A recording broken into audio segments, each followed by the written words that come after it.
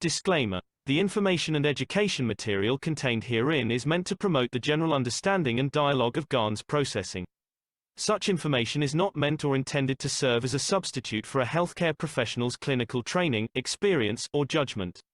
For patients and individuals, such information is not to be a substitute for professional medical, therapeutic, or healthcare advice or counseling. For medical issues or concerns, including decisions about medications and other treatments, readers, viewers, listeners should always consult their physician or, in serious cases, seek immediate assistance from emergency personnel. Prescription information, procedures, and use of medical devices information should be undertaken only by properly trained and certified medical personnel. We specifically disclaim any warranties, express or implied, including implied warranties of merchantability or fitness for a particular purpose. Such information is provided, as is, and is believed to be accurate at the time of its publishing, but it is the viewer's job to evaluate the accuracy of any information found in this presentation. Every case presented is of their own experience, applied by themselves for themselves, and it applies to their case only. Every person experiencing health problems should seek professional medical advice and consult their course of treatment with a doctor. The processes of plasma balancing described herein are a natural process which supports the body but does not replace medical advice or therapies one is already subject to.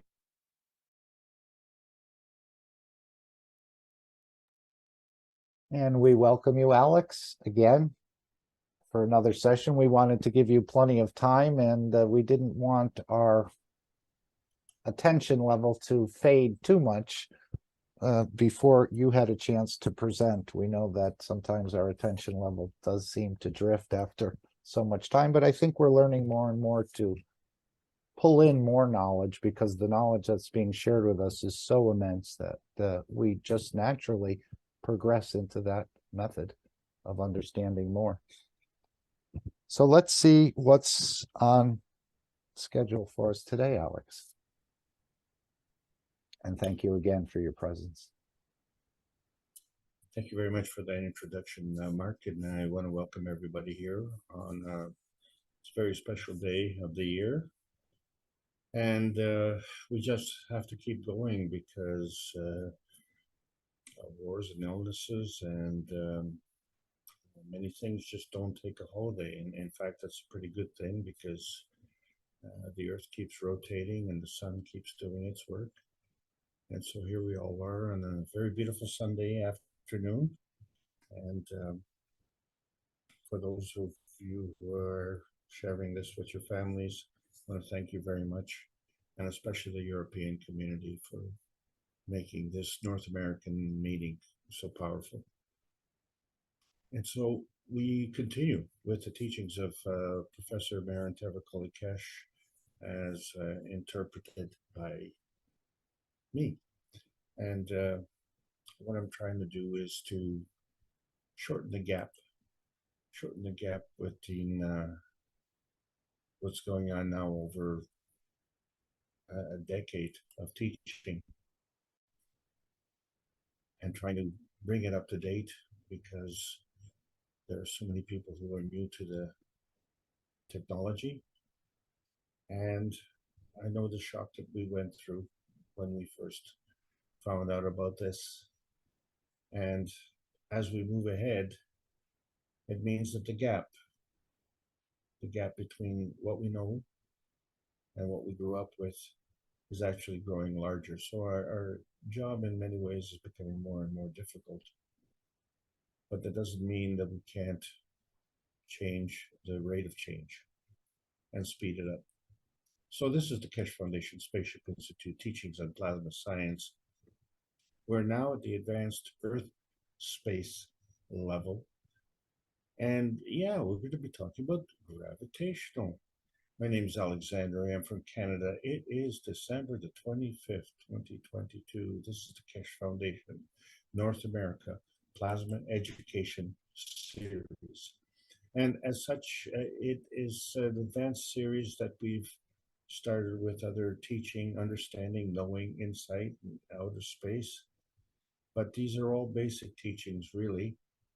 And it's just that maybe for some people it's more information than they need to know, because we need to know about the basic plasma. And And now we are looking at what it means with respect to our history and how does history affect us today, and does it affect us today? Because after all these years, we're still looking for outer space. It's not so much that we're looking for outer space. We want that little piece of pie that's in outer space. And as we can see, our little tiny universe, that little red dot in the bottom right-hand corner, I mean, we seem to be really, really preoccupied with that. And in many ways, I think justly so, because it's very valuable real estate. And we're not alone in the universe in wishing for that. In fact, the universal community is really wishing for that. But we have a few obstacles to overcome. And so that has to do with our understanding of the source of all matters. And so in book number 1, we have the universal order of creation of matters.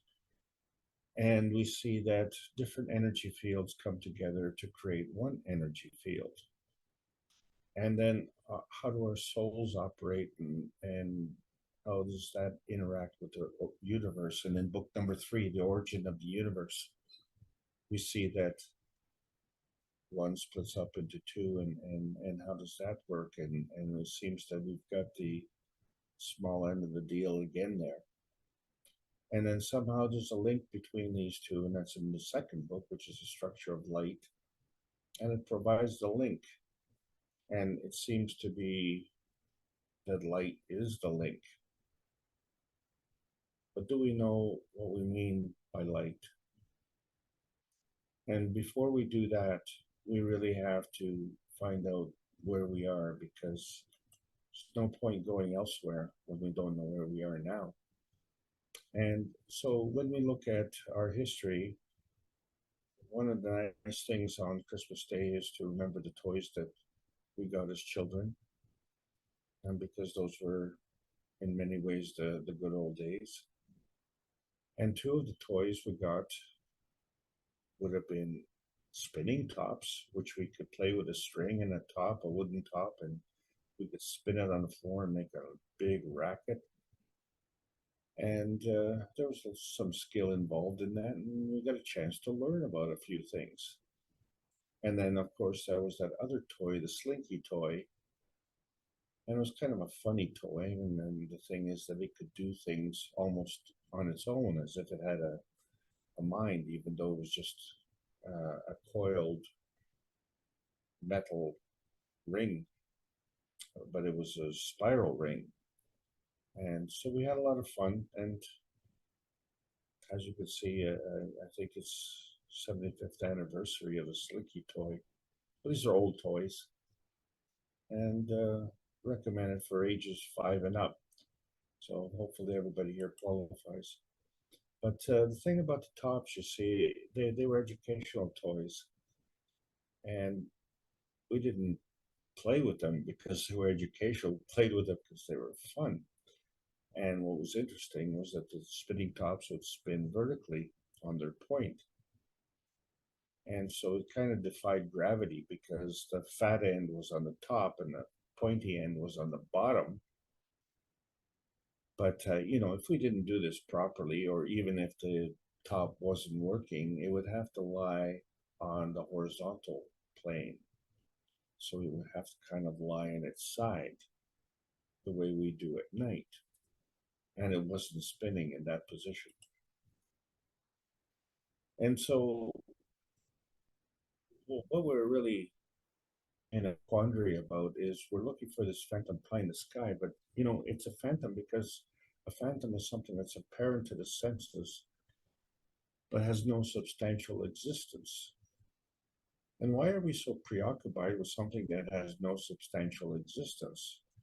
And how can something that has no substantial existence be apparent to the senses?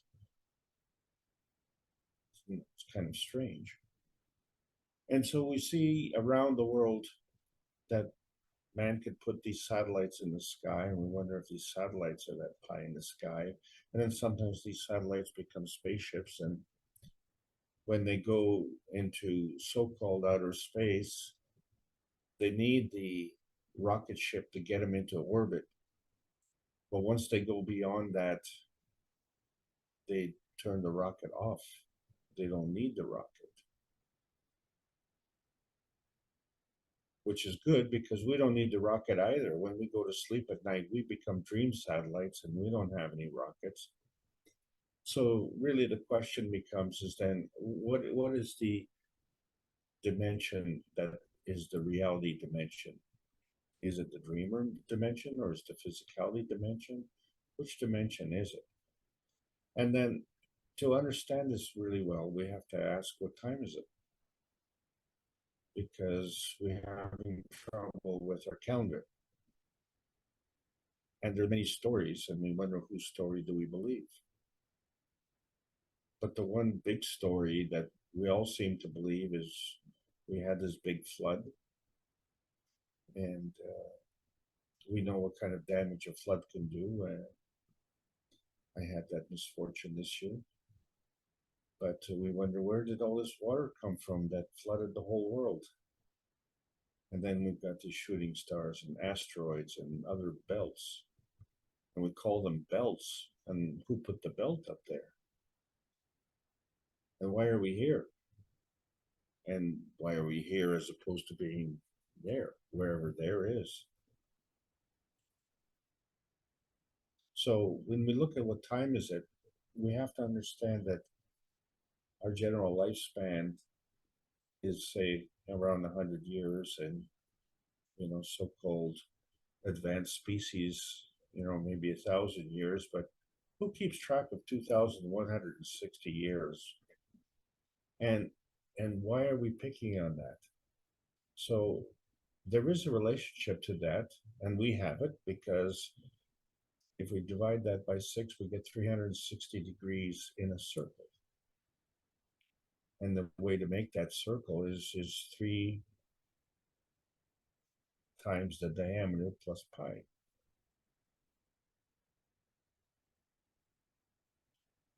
So what the astrological ages signify, and the common ones that we know, Leo, Taurus, Aries, the ram, Pisces, the fish, Aquarius, or the water guy. Yeah, but each one is 2,160 years. And so we see historical emblems, historical monuments all over the place, and they're used as cornerstones. In our modern age, we actually have a physical cornerstone that we put in our buildings. But in historical times, a monument was put up, a statue, say of a bull or a ram or a lion, and it would signify the year that that structure was built. And of course, it would be put there by the architect. So we had this problem with our calendars, and we found that we somehow went from 10 months, because December is the 10th month, and we went to 12 months. So now December is the 12th month. But we also have this leap year, and there's a lot of confusion going on, and everybody seems to have their own different calendar. But we all seem to have come to this sentiment of pie in the sky, which we call Earth. And with that much difficulty, how do we find Earth? Because the way we seem to navigate is that we say, well, this is not me, and that's not me. So what's left is me, and it's somewhere. And the other belts in the universe, well, that's not me either. So when we look at all these planets, we see that the Earth is bountiful. And so we wanted to be attracted to this bountiful creation because we were bounty hunters. Is that what we are? And when did bounty hunters become the hunted? And so we have all these legends that describe all of these things, and some are really hard to believe, hard to swallow. And when we guess, we don't know why, so we guess why we're here. And the thing about this is many have tried to figure this out mathematically. And so, as we talked in the past, there was Euclid, and he worked with straight lines, and then along came Riemann, and he made straight lines become curved lines. But the math didn't function properly because, as NASA found out, if they wanted to send a rocket from our little tiny perfect world somewhere, they had to be very accurate, because if they were to miss the target, they wouldn't be able to bring the rocket back.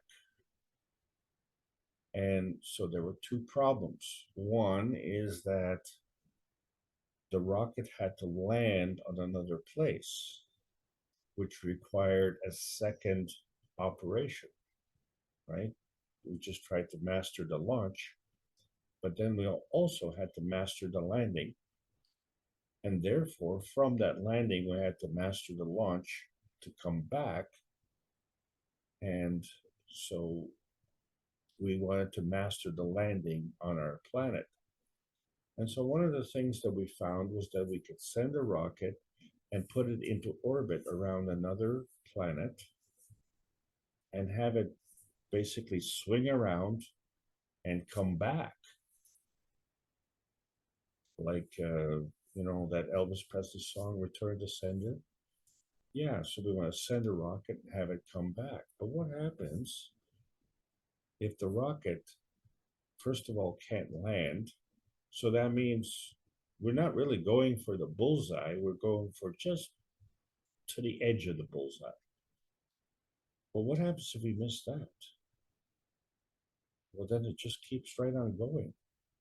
And it's amazing because there's no motor. It just keeps on going and keeps on going. Well, that was a dilemma because, you see, the math didn't work. They had to fudge the math in order to compensate. And I think that compensation was that pie in the sky.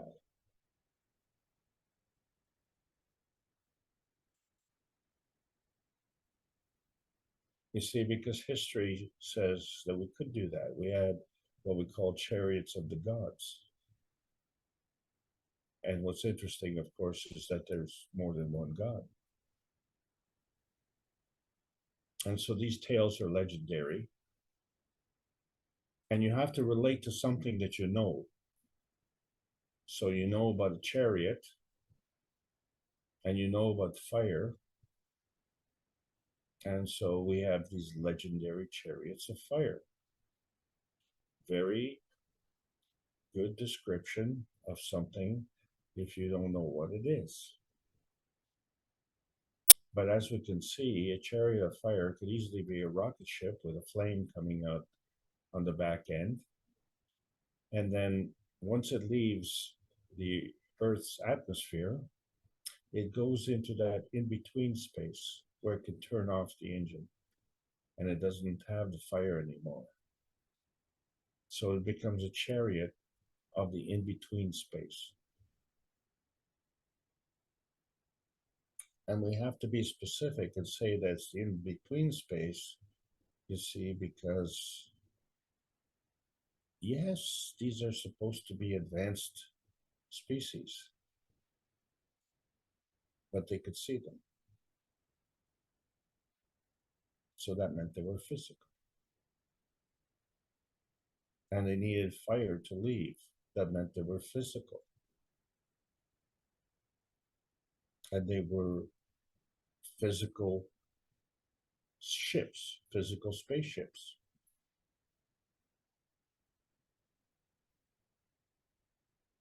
And these are the advanced beings that dominate our dimension. And so this is not the reality dimension, because in between space and outer space, are two different dimensions. And in between space is between Earth space and any other space. But outer space is not a place. Outer space is a method of energy transfer. And so in the plasma science, we talk about energy in motion.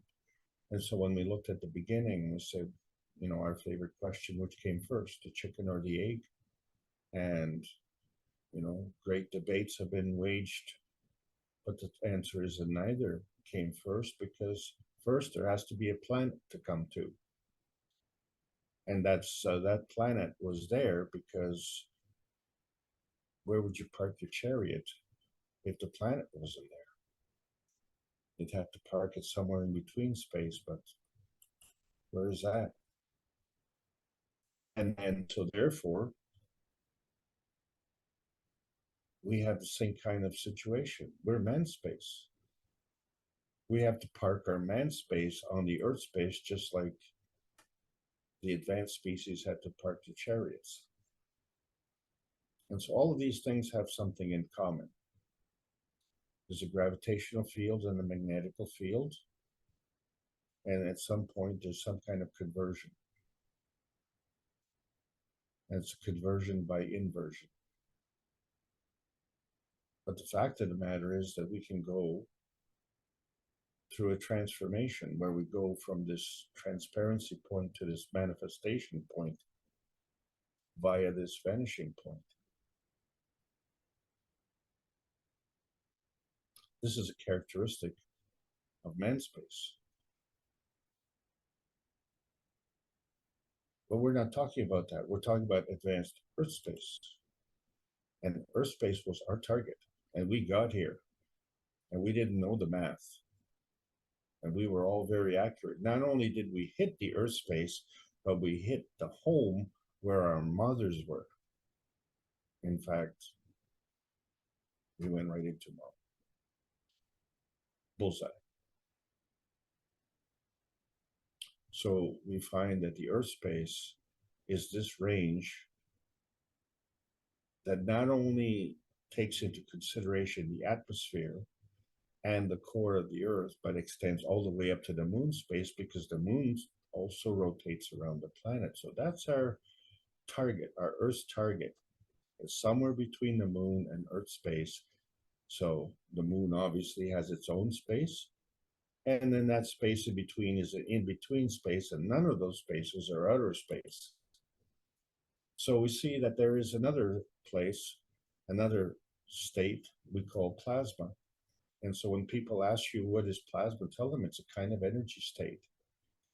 And if we can understand this, then we can understand our Earth space better. And this helps us find our inner space. And that becomes the key to the gateway to outer space. And so this is something that we need to learn in our lives. And it's the most important thing. And if important is not important, then nothing is important. And that's why we appreciate all of you coming today to talk about this again and again and again.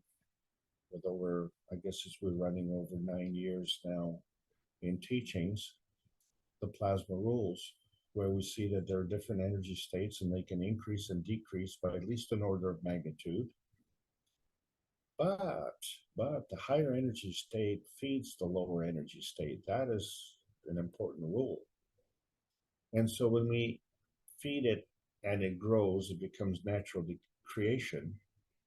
But if we feed it and it drops down in energy state, we call that natural decay.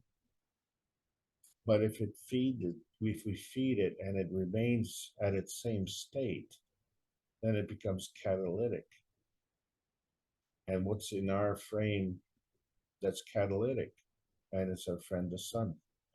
The sun is very important. And of course, to understand the sun, we need a sun god, right? So that's another god.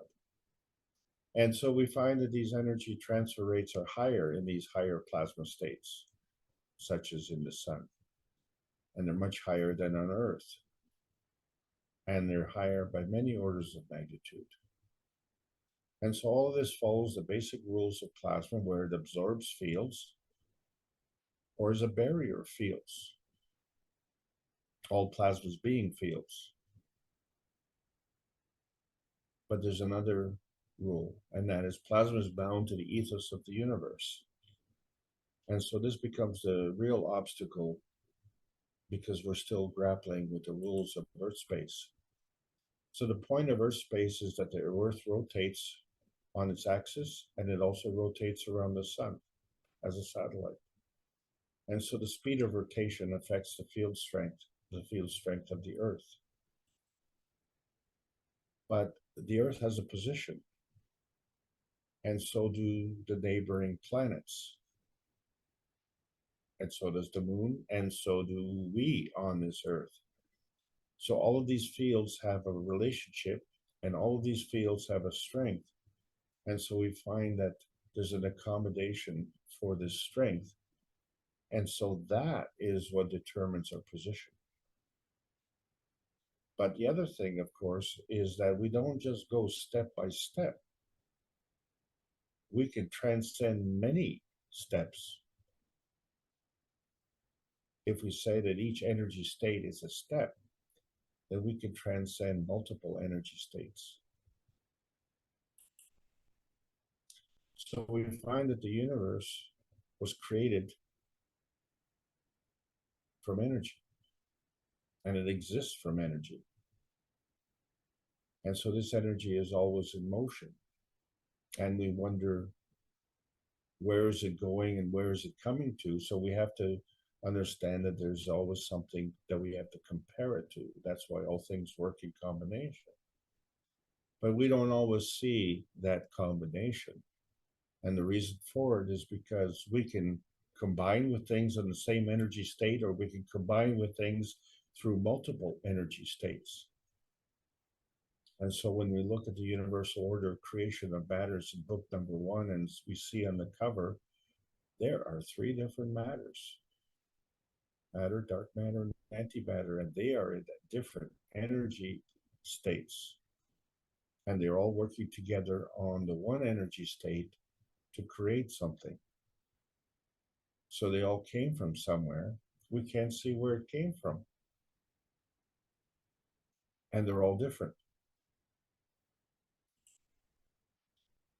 So what that means is that there's a way to feed the energy, but we all know that in terms of feeding, when we're hungry, we turn on the feeding, and when we're full, we turn off the feeding. And the whole purpose of the feeding is to gain strength. And then when we consume that strength, we decrease that strength. And depending on this strength and how we enhance it or how we diminish it affects our positioning. And we can go both ways. So when we look at the basic thing from the man-space point of view, and we say when 2 forces come together, they create, well, they created the Earth, and then they created us on Earth. And so the Earth is one, we are one, and we create this environment. And that's the 3 dimensions, the X, Y, and Z axis. And each axis is actually a field. And so this is how we went from PM ticks to this matter state. And we did this, but we don't understand it. That's not true. We absolutely do understand it. We just don't acknowledge it, because that's not how business is done on this planet. This business is done through loose harvesting, which is the theft of energy from others to feed a self-consumption. And it is a self-consumption because now that becomes an individual's baggage. And we can't see that baggage, but it's there. Because you see, every time you're bringing energy together, you have to bind it. And so when you bind it, but if you do it at the expense of others, then that job becomes so much harder. And that's what we're talking about today. We're talking about gravitational energy. Energy coming to you gravitates to you. And when you don't have enough, then you steal it from others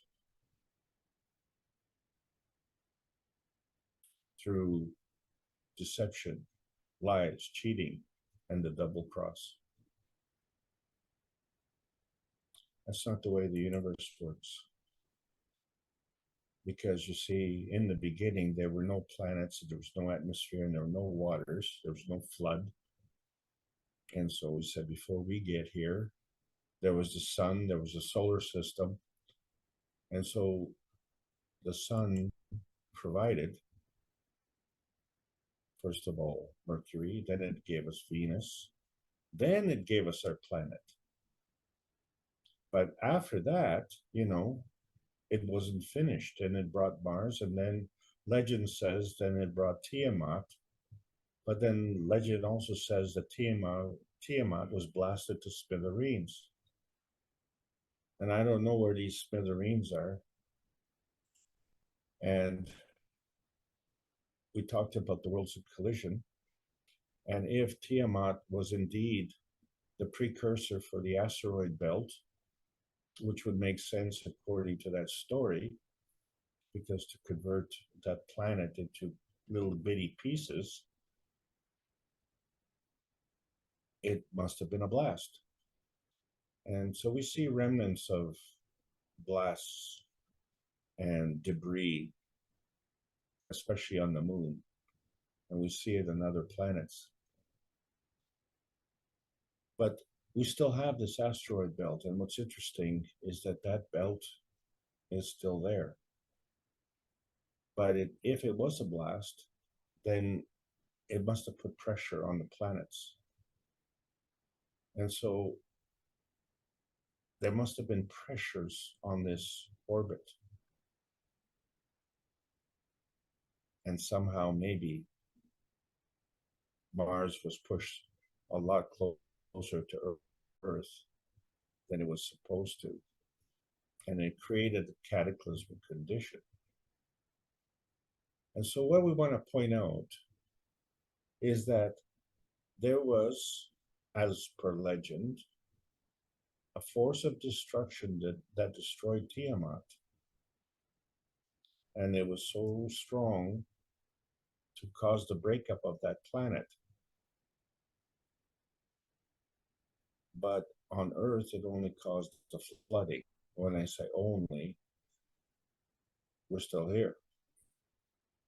And so there's a difference in the destruction artifact. And what's also interesting is that the debris from Tiamat keeps its orbit. Probably not all of it, but still quite a lot of it. And so it is still rotating around the sun. And so we see that there are polar energies of emission and absorption with what we call charges. And the strength is based on rotation, speed, and strength of the field. So these are all factors that we look at charges, which we call energy in motion. And we see that there's a core component, which we call the electron. And we say that an electron is a magnetical PM tick. And then we look at the atom and we say that the atom is actually, oh, well, there's that electron, but now it has a proton. And so there are two fields that are acting as one. We call it the atom. And this becomes a gravitational field strength. And it could be called a ray or a PM tick also. And so when we look at these core component dimensions, we don't know if it's plasmatic or is it physical. And do we have to separate the two? Or are the rules the same? Because you see, when we talk about things, we sometimes are not very specific. So let's say if we're talking about a story and we'd like to refer to his story, and his story was 2022 years ago. And we use that as a guideline between before and after. And we find that, so our year, we're going shortly into the year 2023. But the Hebrew year is 5783. So whose story are we talking about? And then, of course, that's the other story with the zodiac, where the architect has put Leo at the front of his pyramid, which means that it was around 10,350 BC. And this calendar was put together by the Babylonians. They divided the zodiac into 12 equal signs. And they did this around 1500 BC. And so that would make it like 3,522 years ago. And so there were some others there, the Great Twins and the Scales, and this was all recorded in various records. And Edgar Casey was one of the famous mediums who was able to read the Akashic records. And so we have these stories, and why are we, on these stories all the time, keep talking about these stories? And we've been talking about that all our lives, because they signify great events, major events. And so in addition to the Great Flood, of course, another big story was the parting of the Red Sea and Atlantis, Lemuria, and of course the Ice Ages. And then we have this strange one in Babylon, because it reflects 9 major events. There are 9 civilizations buried one under another. And when we got to the bottom, we found the same thing there that we found at Alamogordo, New Mexico, or Hiroshima, Japan. But what's significant is that these were continental legends with respect to Lemuria and Atlantis. So they were in addition to the 7 planets that we knew, 7 continents, I'm sorry. Lemuria and Atlantis were continents, and in addition to the 7 continents that we know. And so all this was recorded in the libraries. And so there are different libraries. And we're creating a new library ourselves here, because we now have a chance to review these stories in the light of advanced technology. But what really was helping us understand these stories was the Rosetta Stone, because it was etched in clay and it had 3 different languages. And so you could compare the translations of these languages. And there were 2 authors who could read all 3 languages, and they didn't have to go through a translator. One was Zachariah Sitchin, who wrote the Lost Book of Enki. And he was a fringe theorist. And then there was another one, and that was Immanuel Velikovsky, and he wrote The Worlds in Collision. And these stories have a common theme, and it has to do with man's creation on this planet. And so apparently we were created by somebody. And in the case of the Lost Book of Enki, specifically that somebody was the Anunnaki. And we found that Anu was the creator, and he had 2 sons, and one was Enki, who was a geneticist. He was represented by the eagle, and then his brother Enlil was a warrior, and he was represented by the snake. But we found that their little brotherly discussion, their discussion that led to arguments and nuclear war created a great flood. And we've seen that the great flood was eroding Leo, the cornerstone of the pyramid. So therefore, the pyramids were built before the flood. Would you build the pyramids in a floodplain?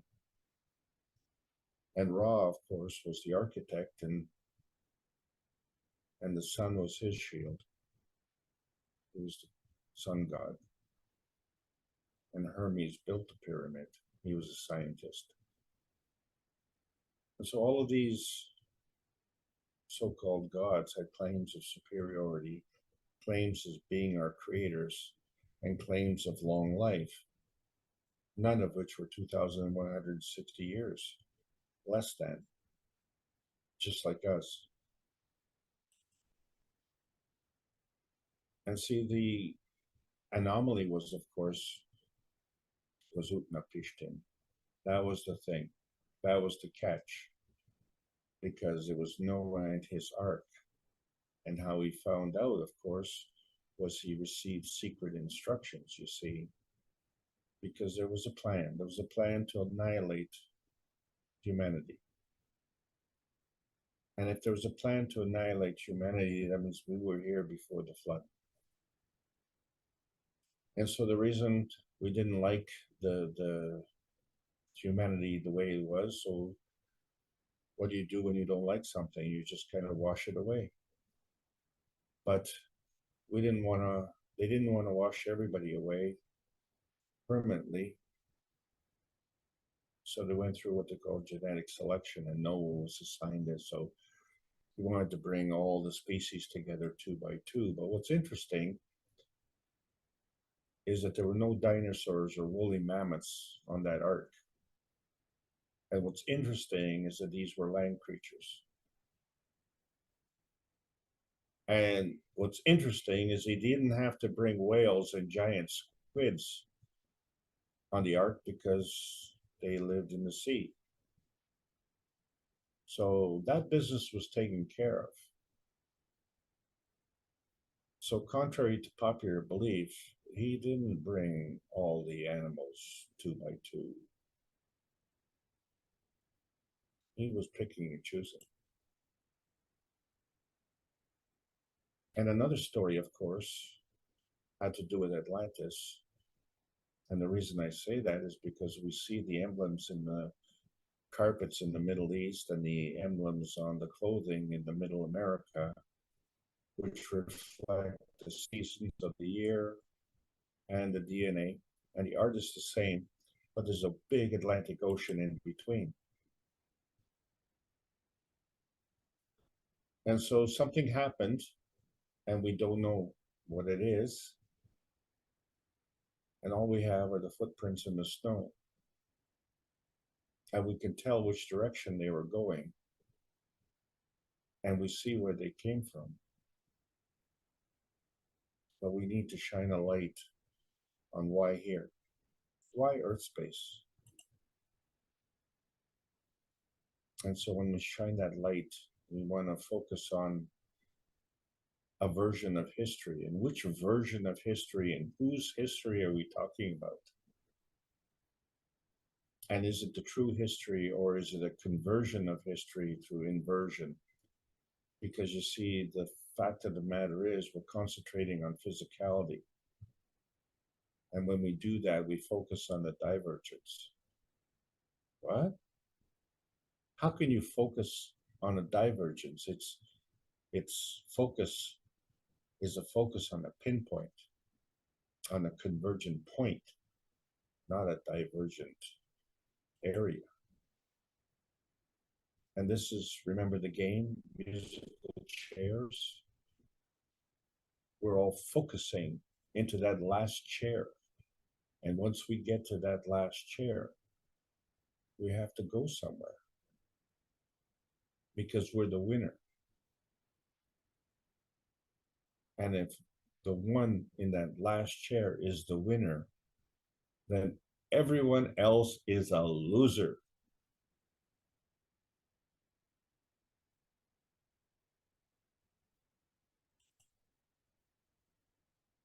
This is how we operate. Two forces come together and there's a clash. It creates a flash or a glow or a glitter, and we determine the benefit only if it's profitable. And so we are very careful about what we account for or what we discount for, and we ask ourselves, is it just a blast, like blowing up a planet, or is it bountifulness? And so we find that in the past we were preoccupied with these nuclear wars, and we're still preoccupied with this nuclear science, and it's put a limitation on us because there's something missing through all of this history, and that has to do with the ethos of the universe, which involves morality, compassion, and courage, because these are all the fundamental components of creation. Because creation purpose is life. So if you're creating life, you have to be caring. And we see that with the nuclear science. And with the Kesh model of the nuclear decay of the neutron, we see how the neutron evolves into an atom. But in that process, it releases a PM tick. And so there's a lot going on. And we find that there's a fundamental principle in the magnetical field of the electron and how energy is transferred from the magnetical field of the proton. Because the rule is the higher feeds the weaker.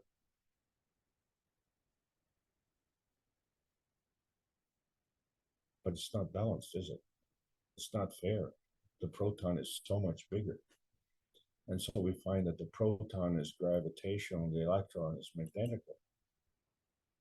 And so when we look at the difference between magnetical and gravitational, we find that the magnetical is an emission. It's part of the launch field. And the gravitational is the absorption. It's part of the landing field.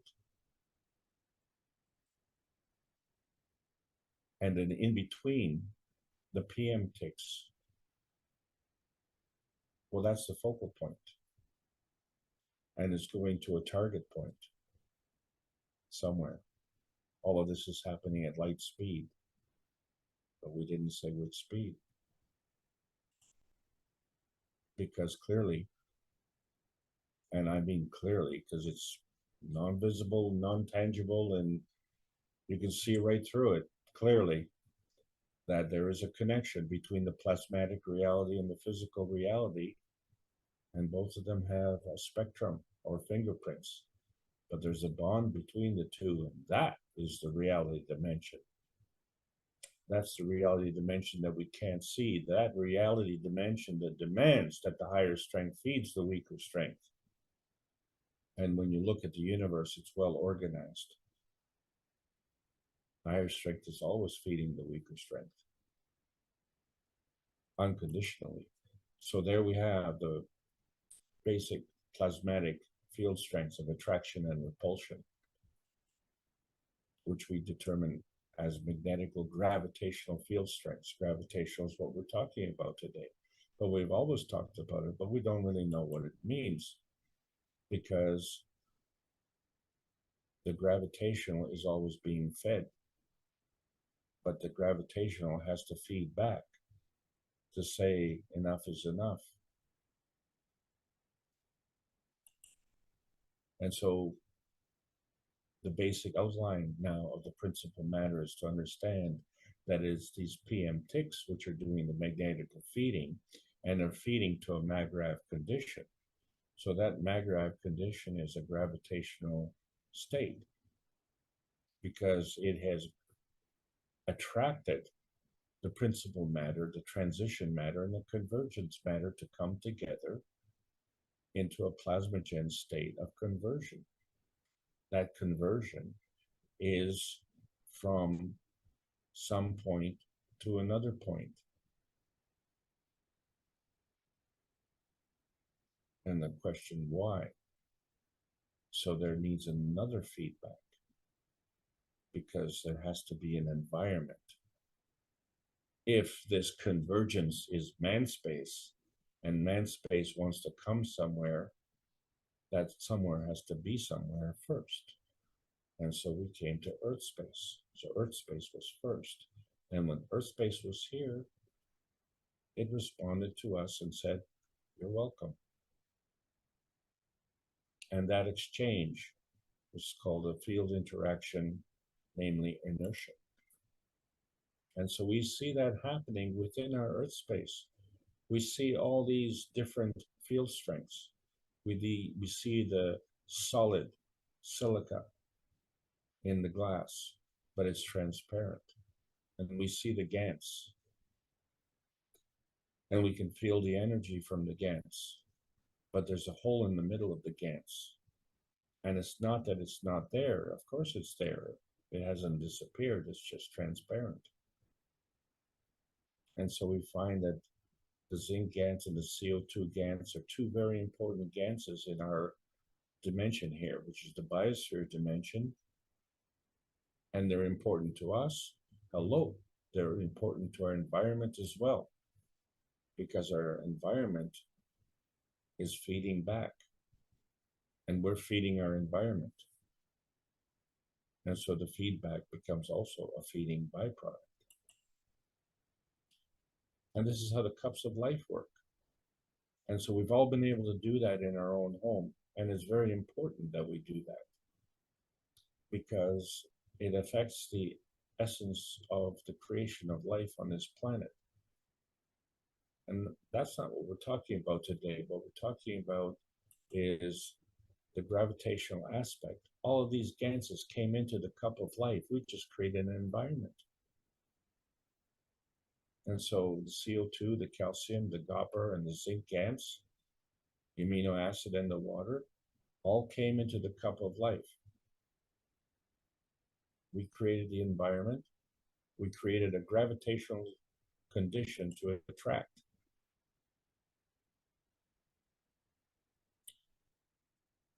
And it was on our Earth space. And how do we know that? That's because of the cup of inertia. It did the same thing. That was the interacting field between us and the cup of the Earth. So this is how we created the 5 cups.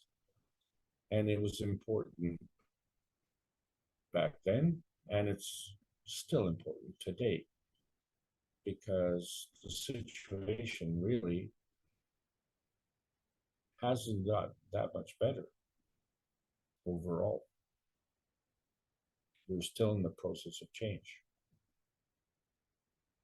And so we see that each of these cups has a magnetical and gravitational field and a soul. But collectively together, they also have the magnetical gravitational field forces and the soul. And so in review, the cup of the soul with the cup of emotion and the cup of physicality, that's representing man space. And man space needs to be fed, and we depend on the Earth space. And there's an interaction there, which we call that inertia. And so all of this together feeds us. What does it feed? It feeds our physicality. It feeds our physicality and feeds back to our soul. It also feeds the Earth space. And you see that the Earth space, how it operates, it has 2 hemispheric rotation fields, and they rotate in opposite directions.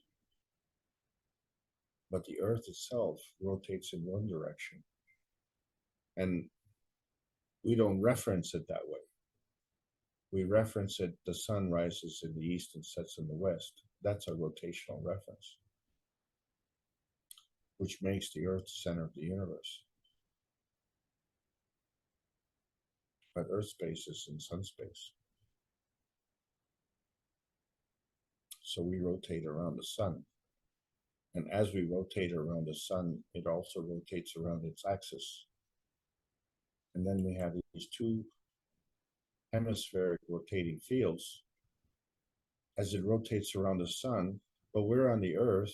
We don't rotate, we walk. But the Earth can't walk, so there's a difference.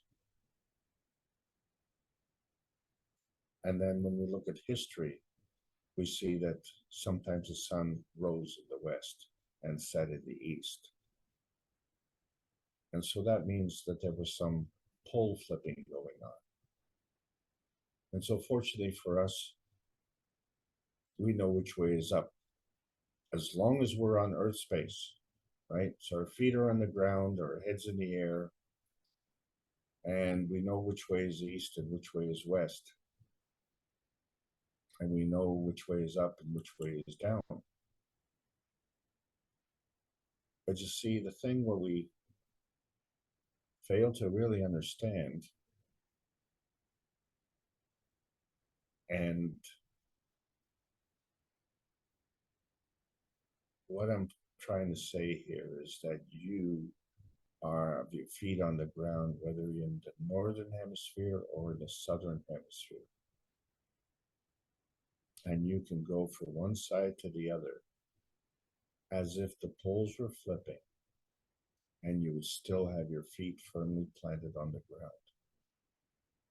So therefore, the magnetical pole flipping is irrelevant. Wherever you are, down is the gravitational direction. But Velikovsky said the poles did flip. And not only because of the history showing that there were different attitudes of the sun, where the sun rose in the west, but there was a difference in the calendars and the years. And so he had to align them.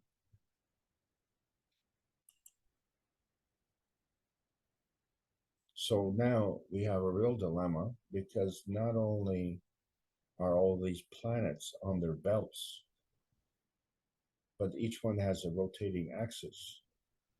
And the axial plane is different for all of these planets. And in fact, some of them rotate in opposite directions from that of Earth. And in fact, we have this messy asteroid belt, but it seems to stay in its orbit.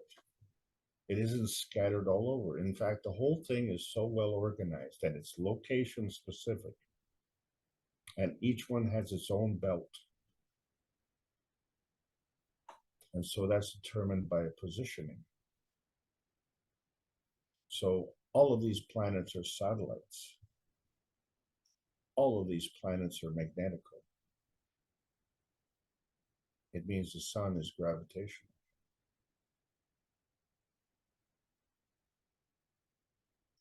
And all of these planets have a rotating field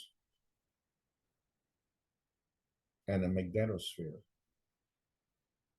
And all of these planets have a different rotating plane. What keeps them together? What determines that it's a planet? It's not the rotating plane. It's not the orbit.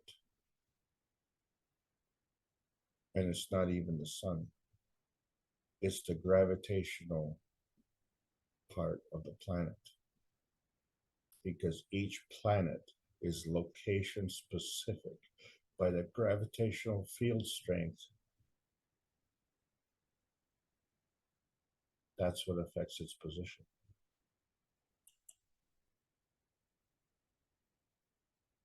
Because we have a wobble. Can you imagine if that wobble would affect our orbit? I mean, to the point that you'd fall out of your chair. You'd walk down the street and you'd have trouble walking. You wouldn't be able to stay on the sidewalk. We wouldn't be able to drive. We wouldn't be able to do anything, because the gravitational effect of the Earth maintains its stability. So therefore, that stability is reflected in the rotating axis.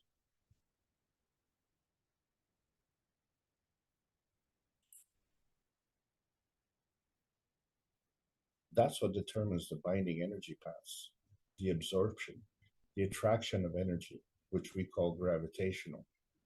So if that attraction of energy is gravitational, in order to maintain that, we have to have an emission of energy. And in order to emit that energy has to be emitted at a higher strength, higher than the gravitational strength. And the only way you can do that is to be fed from the gravitational strength of the planet. And so that becomes the emission pole. And it's through repulsion, what we call magnetical field forces. And so this is ongoing all the time. And there's a balance. We call it the maggrav feeding dimension. So the energy is going out, the energy is coming in. We're only concerned with the gravitational energy coming in, aren't we? Because that's the stabilizing effect of the planet. If we didn't have that, this would be a really wobbly planet. But you see, when we look at the dynamic plasma states, we see that there's a feeding radiance and a feedback radiance. And the thing is that this is coming from this point, this focal point of Earth space, within the Earth space field, right? And then it goes outside. And if it leaves outside magnetically, how can it come back magnetically? It can't. It has to come back gravitationally.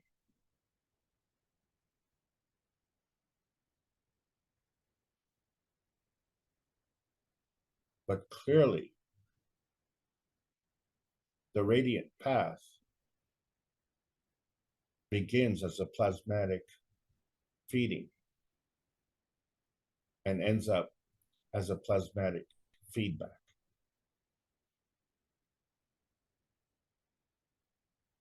What's going on? What's changed? How is it possible?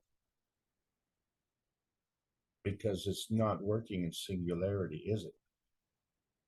There's a horizontal transmission as well.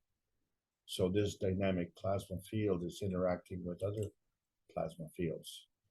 So when we look at a maggrav condition, we say, well, that is just a balance between the magnetical and gravitational field forces. And that's the extent of our scientific responsibility. And that other stuff, well, that just belongs to the spiritual responsibility, but none of them work together.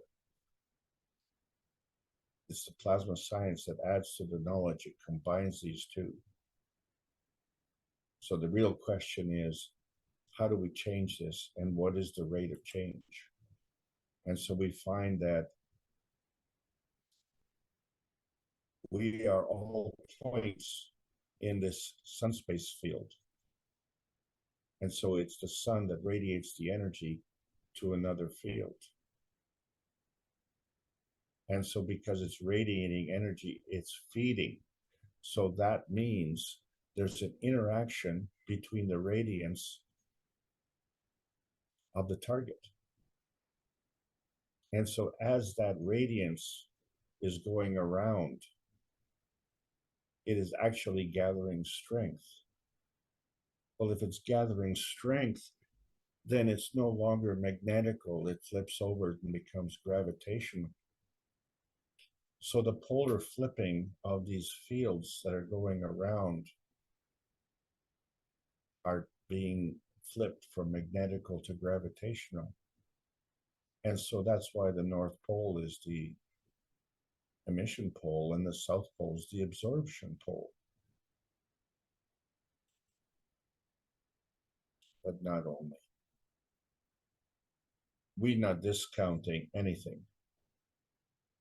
What we have to really determine is how much we take into account and how much is enough for the purposes of what we're doing. So we really have to identify that purpose.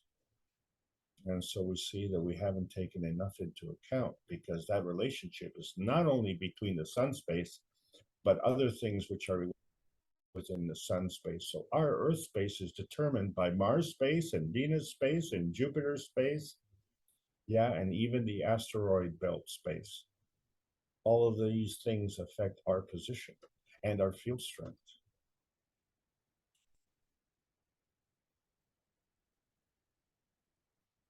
We don't know what time it is. And if there's tracks in the snow and the snow melts, well, the evidence is gone. But there's this unique characteristic of water that creates an erosion.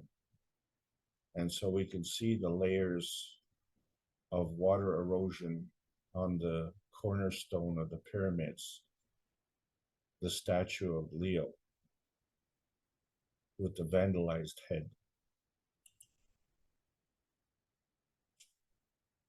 And that's all we see is the balanced field, the magrav, the singularity.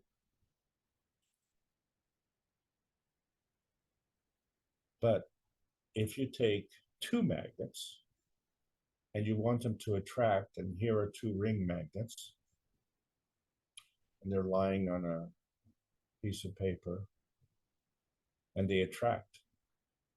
So this is physical magnetic attraction. And we know that they are opposite poles because the opposites attract.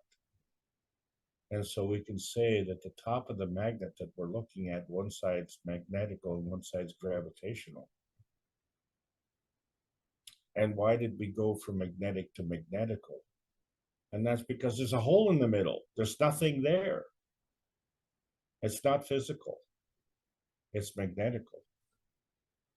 And if we were to flip these magnets, it's the same magnetic attraction. So don't say there's nothing in the middle. There's a gravitational effect in the middle.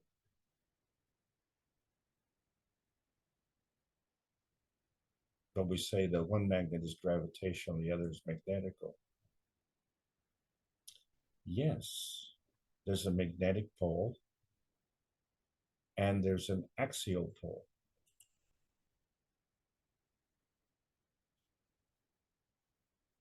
Remember that slinky toy?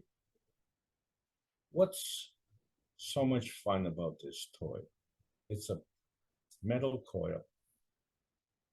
Lots of fun, right? And when you get it out of the box, you stack it on top, it's all straight, nice and straight. But it bends, right? And you can hold it in your hands or put it on a table.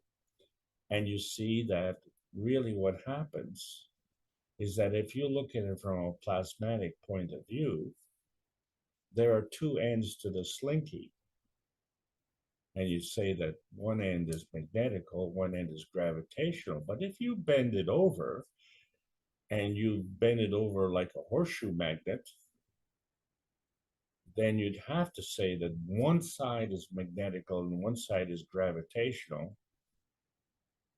But it doesn't really matter. What matters is that the only way to get those two ends to come together that close is if they were with opposite polarity. But what's funny about the slinky is that it can walk down the stairs. And it can only walk down one stair at a time. I tried walking 2 stairs at a time and it didn't work. But that was one of the fun things that we had as a kid. And, you know, we lived upstairs and the neighbors lived downstairs. And of course, I don't think they appreciated me taking the slinky and having to go all the way down the stairs, but I got it to go all the way from the top to the bottom, step by step by step. And what it would do, it would literally flip over and then it would align itself vertically, but then it would flip over and go to the next step.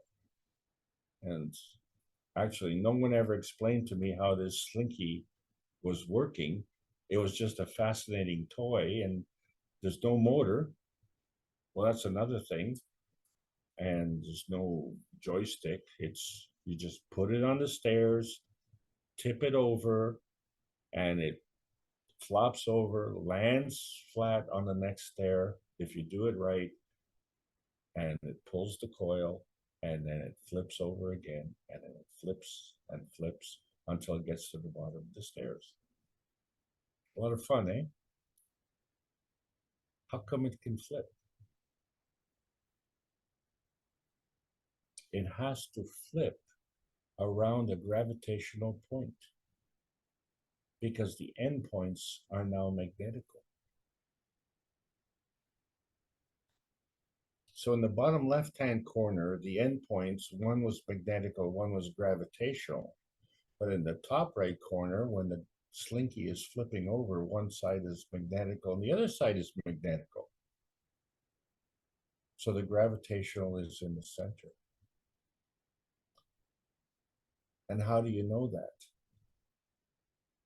Because you see, when the slinky started at the top of the stairs, and when it got to the bottom of the stairs, it remained a slinky. There was no explosion.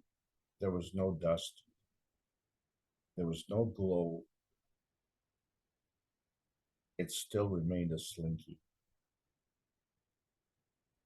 That's gravitational stability. And so when we were playing with the top, and we would spin the top, and it would wobble and then clatter on the floor, and it would make such a noise, and especially with the bang into the stove or the fridge, it would really be loud. But then it would just stand right up, perpendicular, as long as it kept spinning. And so, like the slinky, to stand up vertically, it had to be gravitationally stable.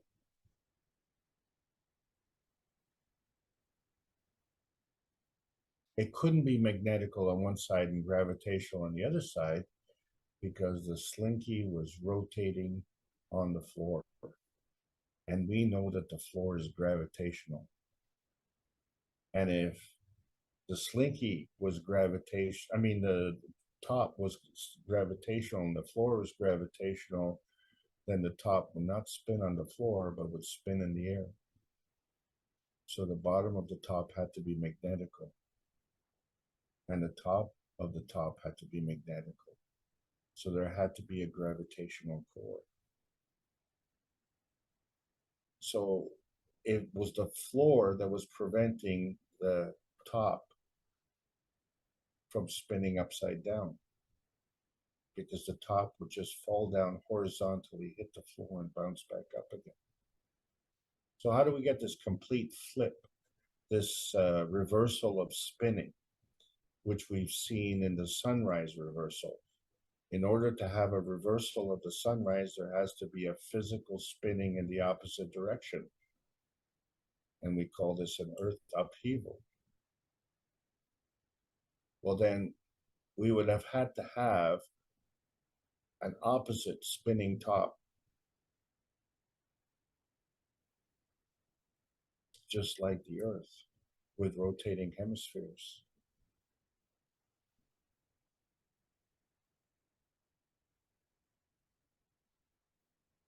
That would account for earth upheaval, wouldn't it? Unlike the rotating hemispheres, you can stand in the north and stand in the south. Nothing happens. There's no great flood, and you're still standing on the ground. But there's something common here. And when you step inside the house, please wipe your feet, because we don't want any footprints on the carpet. We see a common denominator between the magravs and the diamonds and the RNA and the DNA and the chains. You don't build a pyramid in a floodplain. And the pyramids are very stable. They withstood a nuclear attack. There has to be gravitational stability there.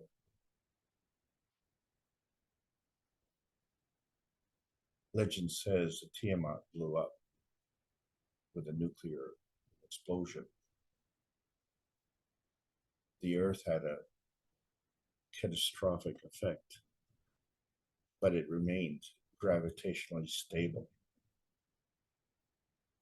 Mars was gravitationally stable, but it took a beating.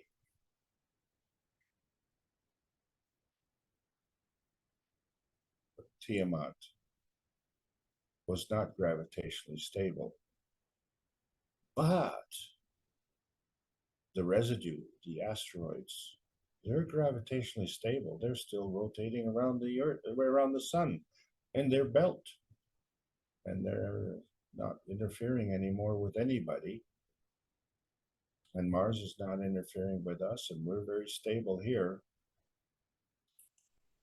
Earthwise. And so we find that what's important to understand is this gravitational relationship. It's at the core, and yet it's at a higher strength, and it's feeding. And yes, that's important. It is feeding. And do we understand this feeding system? And do we understand how it gets fed and from which direction?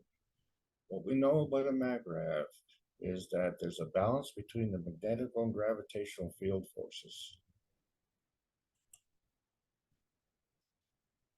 And so let's look at this nuclear connection again.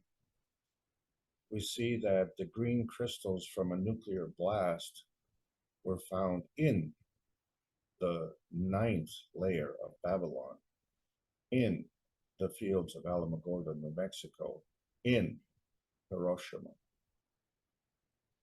And so if there's 9 levels of Babylonian history, that means there were multiple Earth upheavals.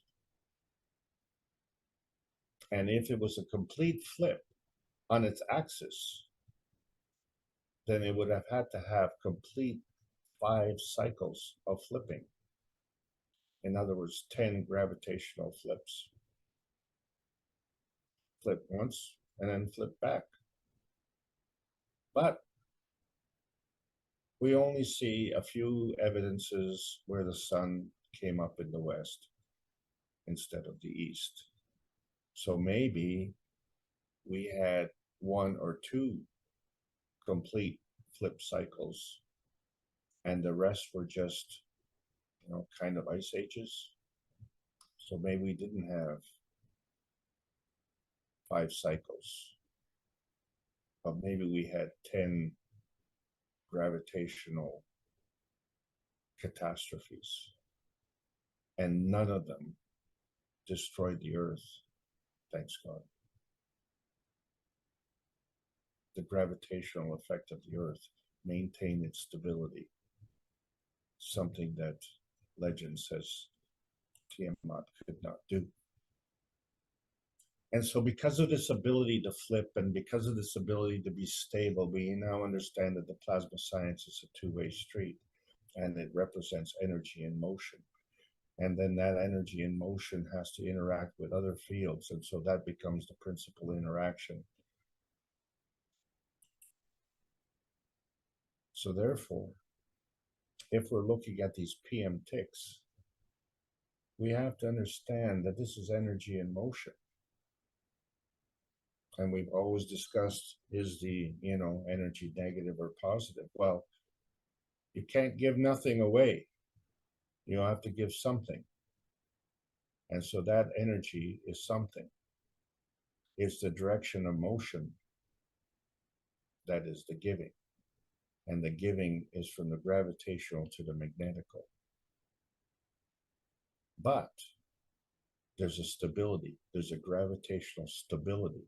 In order to maintain that gravitational stability, the slinky would never walk down the stairs if it did not have gravitational stability. And so if one side was magnetical and that would flip over to the other side, then the other side was magnetical. So now you understand why the plasma science is a two-way street. It's just that one side has to be stronger than the other to determine a direction. because there's a feeding radiance and there's a feedback radiance. So how can you have a feeding radiance that's magnetical and then a feedback radiance that's magnetical? It can't work. It has to be gravitational. And if that's within that dynamic plasma field, then when you go beyond and have a plasmatic interaction with another plasma field, then that plasma field has to have a gravitational attraction for that feeding radiance. Still, we got problems. We've never been in outer space because we don't understand it. But it's after December the 16th and things have changed. We now understand that there's a reality dimension that we've been trying to explain through history, which is the formation of any field is a manifestation. The only thing is we've seen the physical reality. The plasmatic reality was unseen. And then there's another field. And this is definitely not seen, but it sure is felt. That's the emotion of presence. And so before we can understand all of these other fields, we have to understand energy and motion on Earth space. So our point of view is dominant from the Earth space point of view.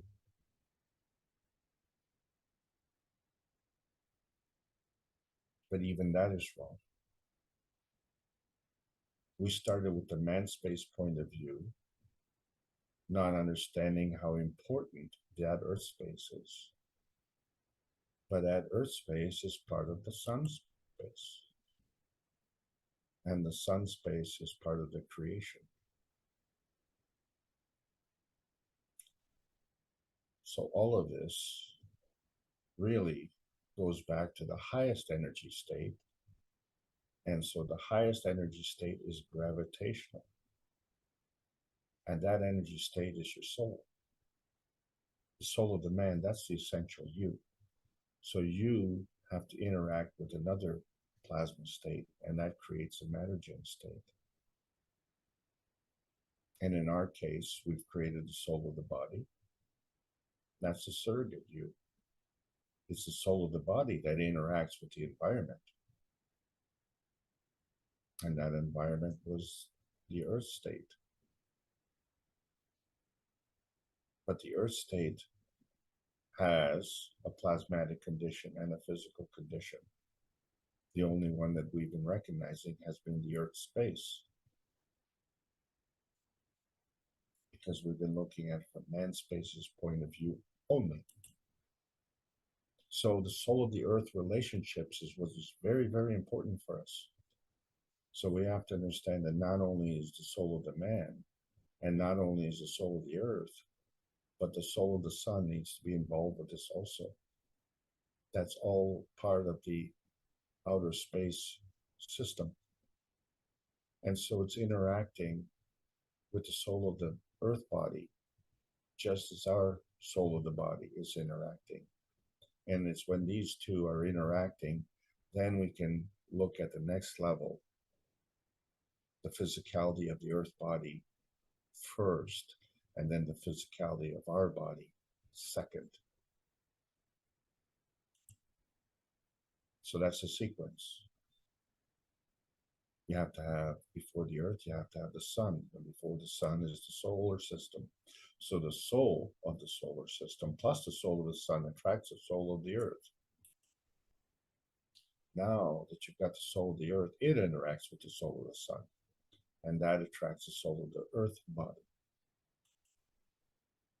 And the soul of the Earth body now can interact with the soul of the sun. And that manifests the physicality of the Earth. So now we understand what attraction is and how it happens On Earth space, it happens at light speed. That is Earth light speed. And because we can see Mars, then that would be at Mars light speed. But Mars light speed and Earth light speed are the same speed. And so therefore the gods who wrote these legends, they operate at the same speed. And we've seen what's happened in the asteroid belt according to their stories. So the asteroids are also going at their speed. But there is a faster speed, and not just one faster speed. This is that nebulous speed that takes us into outer space. And so when we're talking about the rate of change, this is why we have to enlist the services of the soul of the earth body. Soul of the earth body is this field. We call it the peace stone. And we have to feed into it. We have to feed into it so that it can gravitationally feed us back.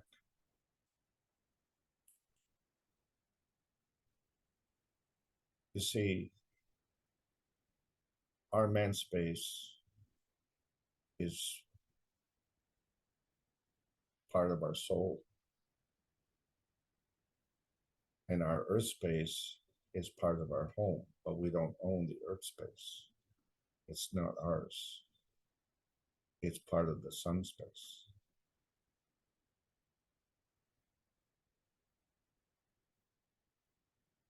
The planets and the asteroid belt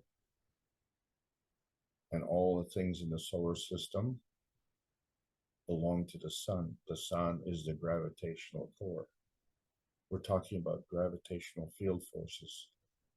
So everything that's happening within the solar system is determined by the gravitational field forces of the sun and how it's feeding out.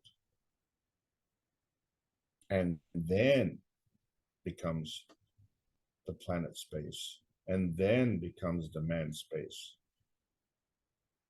And then there's also this in-between space. And none of these spaces are in outer space. So when we talk about transmutation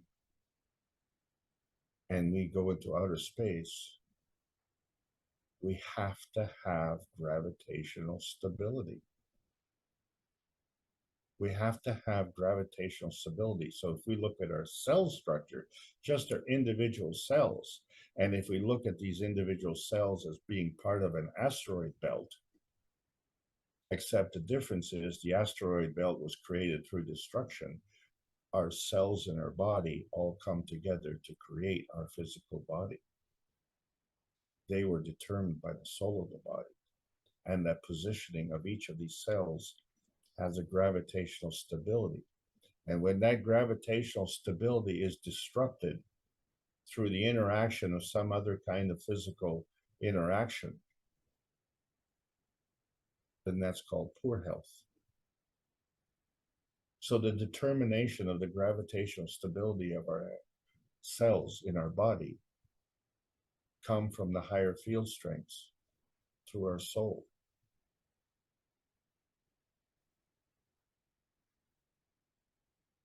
And this is done unconditional. And you can see that because the vertical people have got it well organized. It's bountiful. And you can see that there's no rockets and there's no conflict. The earth is bountiful. The universe is bountiful. And the universe is normal. And it's free. And the earth is seeking that freedom and emancipation. So we as men, as humans, have an existential crisis. How do we harvest this energy from the plasma energy of the plasma universe and stop stealing from others?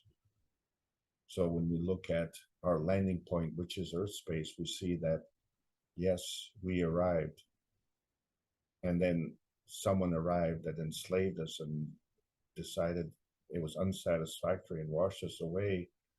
And we've seen the carnage how the sun was playing tricks in the sky, and history was modified to hide the truth. And so the history is always written by the winner. And in this case, the warmongers were the winners. And so the scholars were deceived. And so we see that the history is all based on this physical materialization. Well, in our search for outer space, we now see where this transparency point is and how it manifests itself into a manifestation point. And if it goes that one step further to get into the physicality, which we call materialization, then we have to know that we can go in the other direction as well, because it's a two-way street. Then we can go through the dematerialization. And so from the manifestation point, we can go through this transparency point into outer space.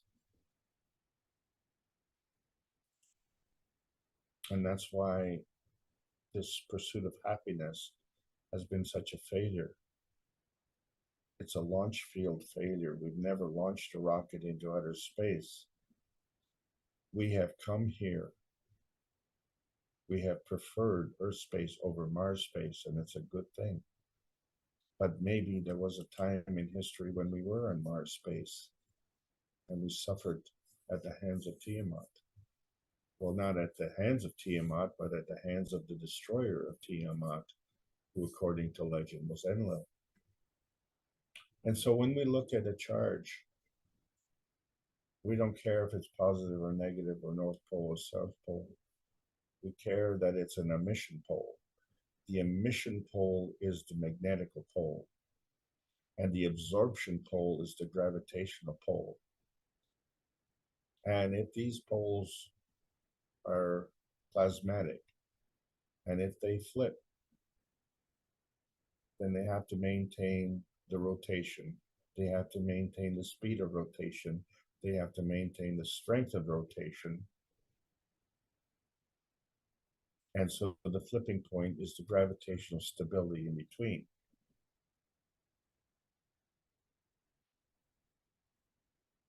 How do you determine the direction?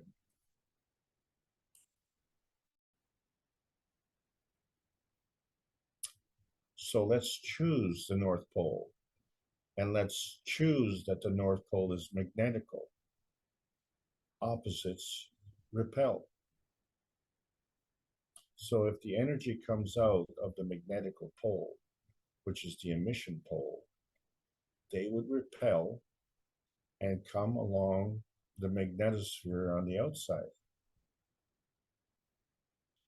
And so whether it's on the left side or the right side of this diagram, it's magnetical. And if we already determined that there is a magnetical positioning on the South Pole as well,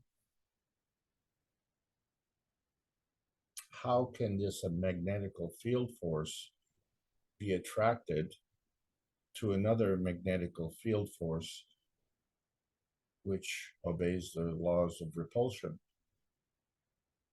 It has to flip over into a gravitational condition. And how does it do that? Because it absorbs energy from the universe. And since it's on the outside, it is getting that directly. And so in the path that goes from the magnetical north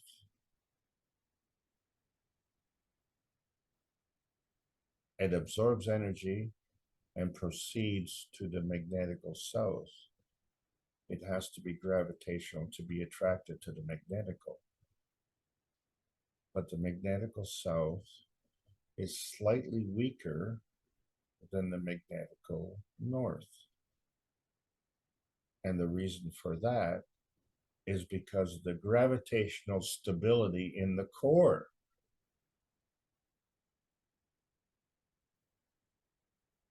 Because it's not a two-dimensional diagram, it's a three-dimensional diagram.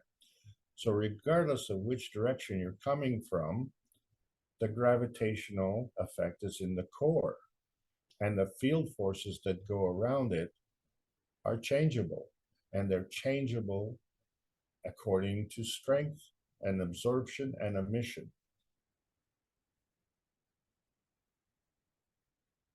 So the charge, in fact, is an emission, a magnetical emission, and the absorption is a gravitational absorption. And so that's what it means.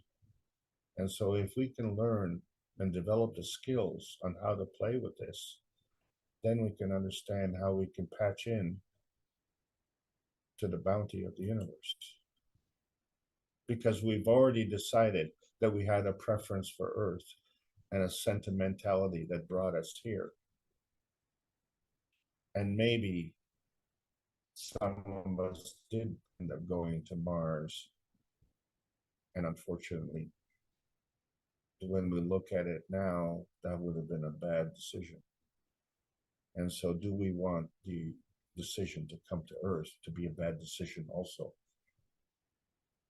Because we didn't come here with a rocket. We were born using an outer space system, and we were born into the inner space of our parents. And the Earth space was the target. And is that only part of the target? So what we understand then is that the Earth is not ours to destroy. We are inherently peaceful. And so we came to heaven. And we knew that we were very accurate in our target shooting because we knew what was not peaceful, what was not friendly, what was not heaven. But we didn't come here to destroy it. We don't have a right to do that. This is why the peace plan is so important. Because the soul of man came for peace. And the science needs to meet the soul of man for peace.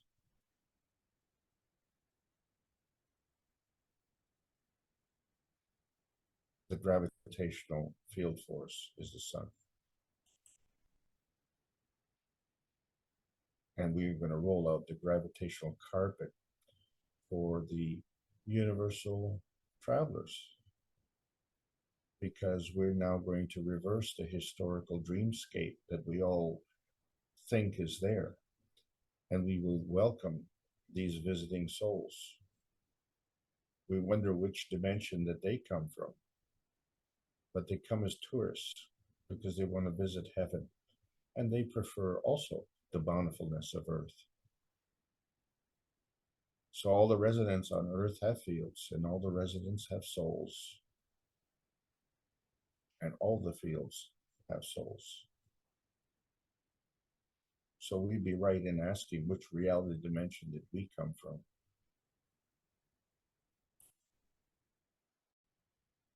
And so we put that to practice on December the 16th and December the 19th. We gave people the opportunity to enjoy Christmas present, where we could deal with cancer or addiction and other physical ailments to liberate the soul. We now have choices. It's after December the 16th. We have choices to look at the transmutation space and compare it to this bountiful space. And we find that happy medium, that graceful space. And it is graceful. That's why we have so many visitors who are lining up to come. And that's why we're working on here at the Keshe Foundation Spaceship Institute, teachings on plasma science, and we're calling all Earth Space Patriots. There's a World Peace Treaty. Sign it with your heart, sign it with your soul, and sign it with a pen too. And you see that all of these overlapping fields of plasmatic fields and physical fields, Earth has these overlapping fields of life, and they are free from the boundaries and free from abuse. So if we understand our history, we can understand the purpose of our creation. So our physical and emotional attachment on the earthbound field is a gravitational attachment. It's a gravitational attraction. And as such, we are part of the earthbound transformation. The transmutation is the connection of the transparency point and the manifestation point. And so the bountifulness on this earth is part of the healing process. And so the earth is always wanting to provide the bounty endlessly. When the soldiers leave, the flowers grow. And that's how we stay connected to the nebulous point of the universal inner space of freedom. So when we look at Earth's legends and its upheaval and its history, it's really colliding with man's morality. And we have no right to abuse the earth. Plasma science needs to continue to be delivered in exchange for peace on earth. So peace to all men and welcome to the outer space age. Thank you for allowing me to present. Over to you, Mark. And thank you for presenting. I was doing fine till you got off the subject of the slinky. Then I got a little bit lost. There's so much knowledge, Alex, everywhere we turn within the foundation, it seems. How can we get such a handle on all of this? Or is it already internalized within us that we're not going to have to figure out a lot of it? But anyway, maybe I'd like to answer that. Okay, go right ahead. Yes, it is internalized. We have it. It's in our DNA. That's why we came here in the first place. We just don't remember. Mm. And the worst part about it is that every day we reinforce our amnesia. So now we have an opportunity to learn that we do have choices. We are all resigned to the fact that we don't have choices. But that's patently false. Now, the thing is that if we didn't have these advances, and you have to understand that that's what constitutes advanced technology, then, you know, we would still be in a historical perspective. But how do you change history if you don't have advances? And so historically, we have seen these advances stifled. Well, the game is over. We now have choices, and we have advanced technology. And each and every one of us has this capability now. And so some of us go in better systems than others, but we all have not only the same capability, but that capability that was bestowed on us is also the same. So it's all equal. I mean, this is the lesson. That was a good question, Mark. All right. Do you want to take a moment for breather? And we usually ask if anyone's here for the first time, but I don't think anyone is here for the first time. Everyone's been here a number of times.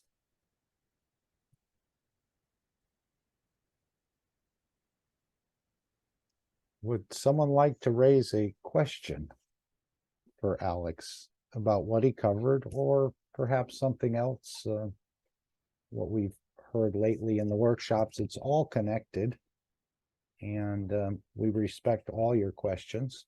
We're all at different understandings, and no one has reached the totality yet, except the creator in Mitra. I'd like to know how many slinkies Alex has got under his Christmas tree. It did bring fond memories, didn't it? It did. I played with those toys for years, and it worked better on wooden stairs than carpet ones. Yes, it did. Yes, it did. It seemed to have that life in it when it moved from one. I mean, the first or second time I played, I was just amazed that this spring could do such a thing. Oh, you had one as well? No, my parents never bought me one. I think I played with someone else's slinky. Well, I have a little funny attached story to that. You see, we understand about artificial intelligence, right? And so YouTube has this thing where, you know, if you're looking for something, then it downloads all these videos with respect to that subject. I think we've all noticed that. Okay. They call it advertising and promotion or whatever, but it's really another form of censorship. But that's another subject. So I hit the wrong key on the computer, and the artificial intelligence brought up a slinky. And not only that, it brought up the location of the store that was selling the slinky. And so I went to the website of that store, and it told me which aisle, which shelf, and how many they had in stock. And it was only $5. And I just jumped in the car and ran down to get one before they got all sold out, because this was an anniversary year of the invention of the slinky. And I got it. And who knew that I would incorporate that into the presentation today? But you know, you hold a slinky in your hand, and you can shuffle it back and forth between your Yes. hands, Yeah. and then you start to realize that when you put it in one hand, it's stands up straight, and then when you shuffle it over to your other hand, it stands up straight. And you say, well, how come when I flip it, you know, it still stands up straight, and it's not a magnet? So therefore, I've succeeded in coming up with an explanation on a physical basis is how you could flip these things. And I noticed this when I was playing with a top. I said, well, how come the top didn't flip? And that was because of its gyroscopic rotation. And then I say, well, what is it about the gyroscopic rotation that prevents the top from flipping? And you realize that the top is only half a toy, whereas the slinky is a whole toy. It has two sides, whereas the top only has the one side. And so what does that mean? Well, when you look at the design of flying saucers, as we call them, they're only half a plasma sphere. They're only one hemisphere of a rotating sphere.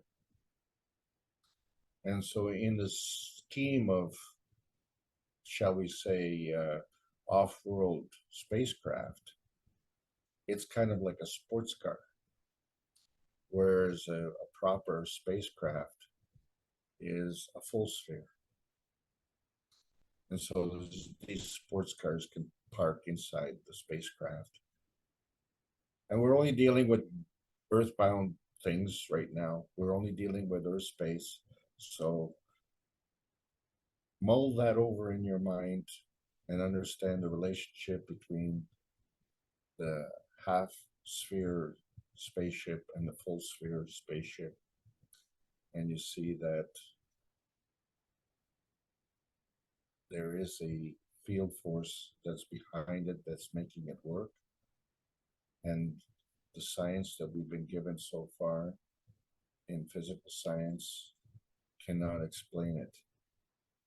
And of course, the spiritual science is apoplectic at the discovery of the fact that other beings can actually arrive at this planet in their chariots of fire as well, and we don't know who they are. Back to you. Thank you. Someone like to ask a question? Hi, may I say something or? Yes, you don't have to Yes. ask permission, just open your mic. Yeah, hi there. What's your question? Yes, thank you Thank you, very much. Salomia. What is the name? Slinky, yes? I'm correct? Slinky. Yes, this Slinky, just imagine that is infinite. If we put one next to another and we put in both our hands and we put together the hands, you know, we form this 8, like infinite graph. And this represents perpetuum mobile energy of the universe. What do you think about this, Mr. Alex? It is only one idea, just came on my mind right now, and I would like to know what is your Are you saying put your hands over your head like the infinity loop and your legs?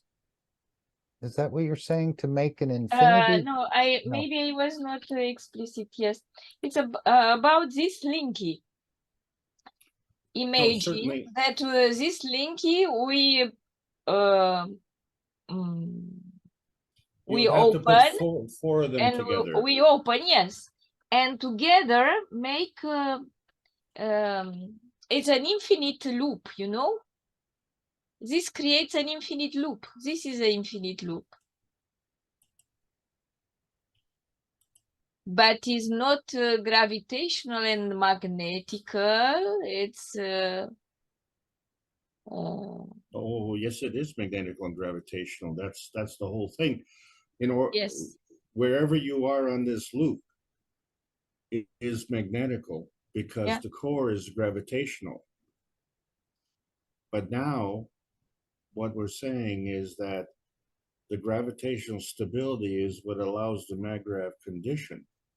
But what allows the energy transfer?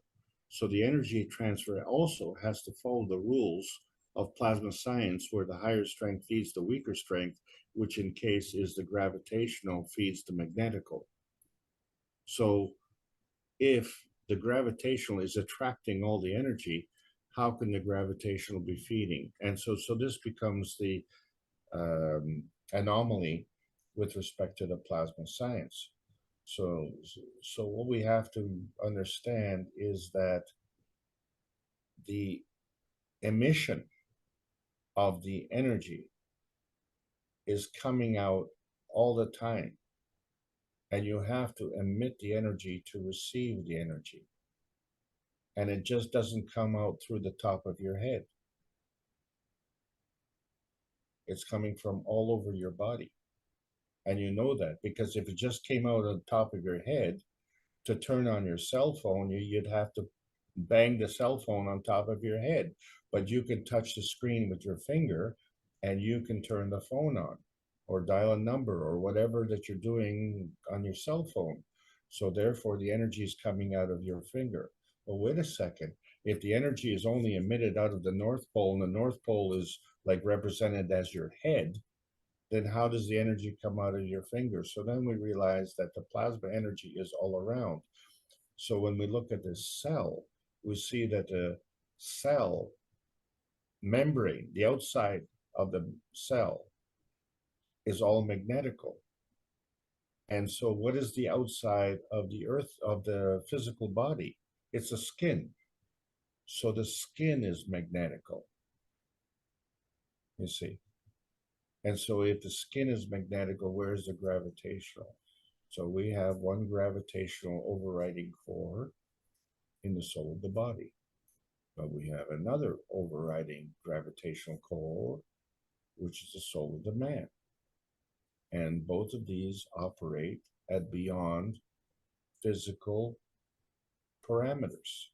and the physical parameters are limited by the speed of light. So therefore, the soul of the body operates at spirit light, which is faster than the speed of light, and the soul of the man operates faster than the spirit light. So the soul light has to be faster. It has to be faster because it's of a higher field strength. And now we're getting into outer space. And I don't think anybody's carrying a rocket in their clothing, or they didn't get born with a rocket. This is the proof of concept right there. So now if we understand that the gravitational stability is within, and this is what we need to understand, because it's not in some nebulous place somewhere, in foo-foo world. There is a gravitational place in our bodies that is the residence of our soul. And if our soul wants to travel, then it has to maintain gravitational stability again in order to do that. And so this is the basis why we're leaving the Earth space behind and we're moving into the advanced plasma science. Thank you for your question. That's a great question. I have another question. You said today that all planets are magnetical and the sun is gravitational. Did I understood correct? Did I understand correct? Yeah, everything has a relationship, yes.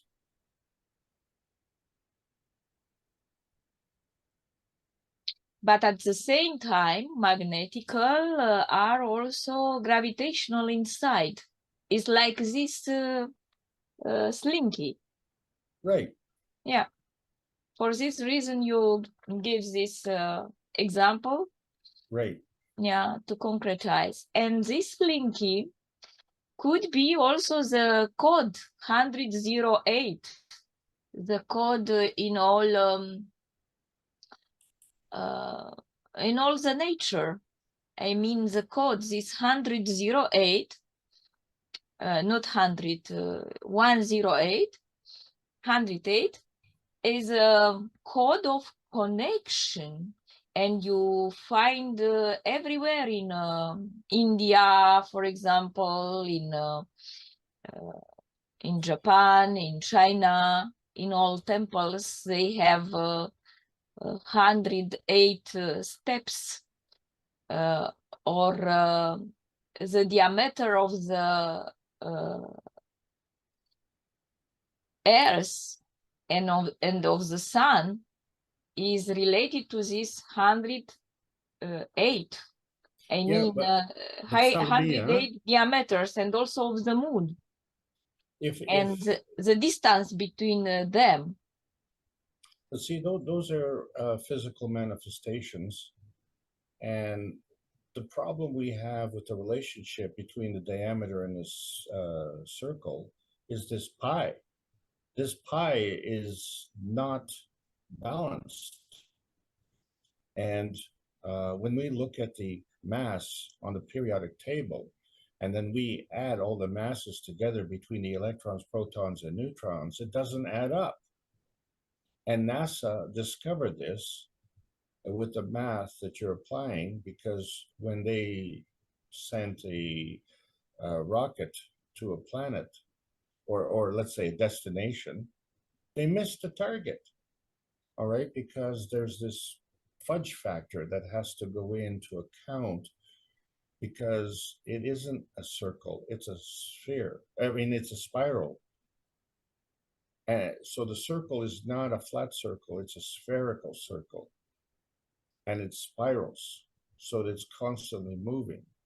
And so you have to account for that. There has to be an adjustment. And we see that in our calendars, because we don't adjust every year, we only adjust every 4 years. We have this leap year. Okay, so that's the fudge factor, and we're always fudging things. And so to try and relate to what we've historically said, You know, this is the golden ratio, or these are the number of steps. These are all physical interpretations of a plasmatic reality. And we understand that because when you refer to a chariot of fire, what do you have as a reference point? You know, you have a chariot and you know, it's drawn by horses, but they don't have horses. They have fire coming out of the back of the chariot. So they call it a chariot. They wouldn't call it a rocket, you know. So they have to call it something that they have a reference to. So we try and um, bring that reference forward so that we can have this familiarity. Otherwise, it instills fear in people. So they brought this familiarity around, and it's a good thing. You have to, you know, have an analogy to your regular life. How does it affect your regular life? You know, if you love someone, that's not a physical thing. And if you think it's a physical thing, then this is why we have a real problem on this planet, because you know, sex and love are not the same thing. Sex is physical, love is plasmatic, and so we need to understand that. And you know, we need to be in an environment which encourages that understanding. So this becomes very important. We all become a product of our environment. This is why the environment is under such pressure. So if we look at our creation and, you know, just to get a grounding, you want to get a grounding? Yeah, let's get a grounding into the fact that we were born. And let's ground ourselves to the fact that we don't know how we were born. But now the science has moved forward to the point where not only do we know how this happened, but the proof of concept comes in when we can replicate this. See, part of the problem a lot of scientists have had is they discover something by accident. And then they have to spend years to try and recreate this accident because they really didn't know how they created this accident. It was accidental. And they discounted the accident. Oh, that was a failed experiment. Well, it was failed only because the scientist had predetermined what he wanted to discover. And you discover one thing and then suddenly you discover another thing. Well, I don't want to be bothered with what I discovered. I want to discover what I want to discover. And then you find that you are now demanding to the universe from the physical perspective, when the universe has provided you with an answer and all you had to do was just accept it. So we are constantly looking for this familiarity. And as I say, it's to this familiarity, you know, takes away the fear. Well, they have supplanted this familiarity with fear and imposed this fear. So it's an artificial fear that we have, you know, a fear of the creator. Are you a God-fearing person? Well, if you're a God-fearing person and God created you, then what, are you afraid of the creator? Like, give me a break. The creator created you. Why would you be afraid of it? It just doesn't make any sense. But we've adopted it because everybody says the same thing. So if you say something opposite to that, then it's blasphemy. And when you talk about blasphemy, then the church excommunicates you. Well, how can you be excommunicated from life? It's not only physically impossible, we now know it's plasmatically impossible as well. So now we're not talking about having to disprove things. We actually have the proof and we've seen it. And we should always be extremely happy about this because it brings us peace and harmony. And what's wrong with that?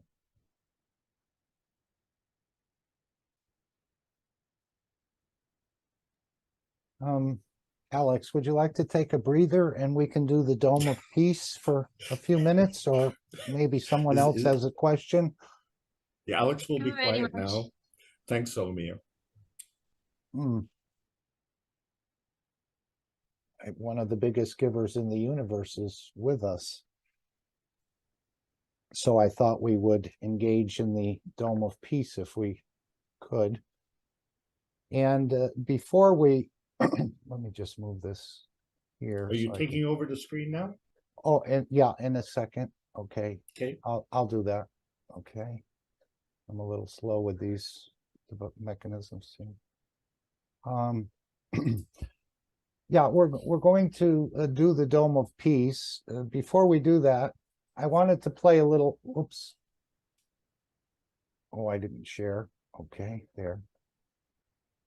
I wanted just to play a little video. This was some tap water mixed with some CO2 water and a number of sprays of CuO in it. And this is a KAKT dish that's outside, but because we had such cold weather, it froze. So I'm going to play this 1-minute video, and I want everyone to think of us. You'll see the center in a moment, but think of us when we give to create this Dome of Peace, that you are one of these fields or one of these rays, or maybe you're all of these rays.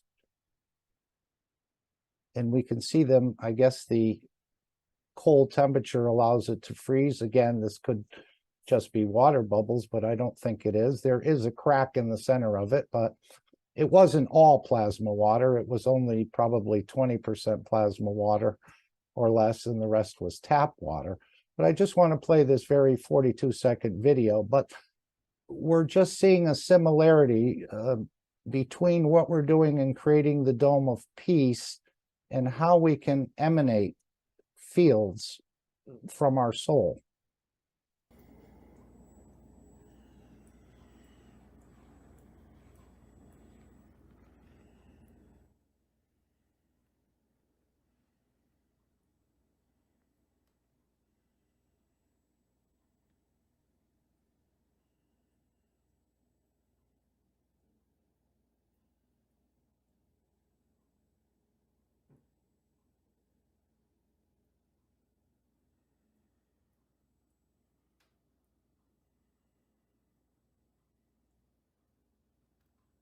You see a lot of little flecks of dirt on the top and so on because it was outside, the wind was blowing heavily, but you can see all these little fields around the outside. So we can replicate this when we give from our soul. And then I took the same water and melted it, and you just see a little flecks of dirt on the bottom of the container, but there's no fields. So when we look with our physicality, we don't see anything but water there. As we all know, we've seen many of these examples before, but this is just a dish outside. But when we look with the fields, we can see how it radiates out. And this is exactly what we're doing when we work through the fields. So I just thought I'd share that. Thank you, beautiful souls, for participating in this greatest movement of the soul of the man. And I just put this up there so you could have a little visualization of how many fields. There's probably millions of fields more, but so easy to reach and to touch and to change things on this planet. So this becomes a regular practice for all of us in the Keshe Foundation. And it was more of a public service announcement in a way. And now we'll go back to our regularly scheduled programming. But this is part of the regularly scheduled programming as we help to bring this change to this planet at this point in time.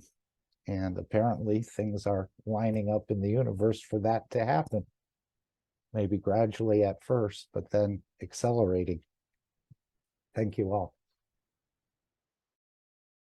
Let's continue with Alex if we could.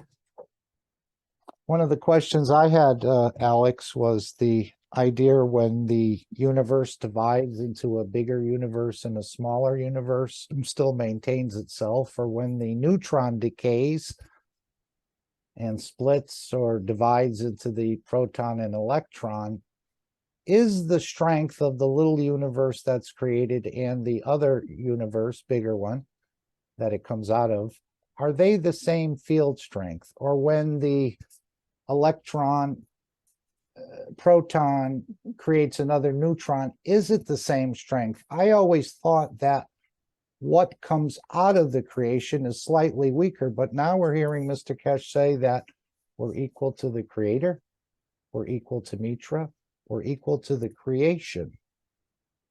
So I'm thinking these smaller and bigger universes that come out of another universe are the same strength, and the electron and proton are the same strength. It's almost like if you break a magnet, a piece of the magnet off, is it the same strength as the larger part?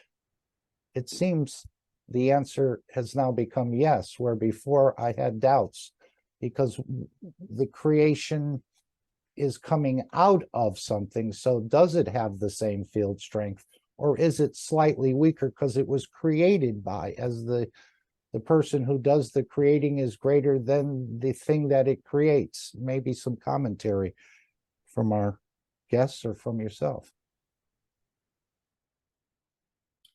I'm just going to jump in to offer an answer. And so it depends on your point of view. And one of the reasons I brought up the subject of gravitational today, because it's the field strength of the gravitational field force which determines the strength and the size of the presence. So in other words, we know that there are, say, large spheres, and we know that there are small spheres. But the source of that energy is common to both. So you could say that if you were looking for the energy transfer, that energy transfer that comes from the creator is equal to everyone. But depending on the gravitational position and the gravitational field strength is the question of how much it can absorb. So we're talking about two different references here. One is the size of an individual field, and one is the field strength of the feeding strength. And so you have to look at the totality. So the specific question you had with respect to the neutron breaking up into an electron-proton combination, well, you have to take into consideration the totality. So there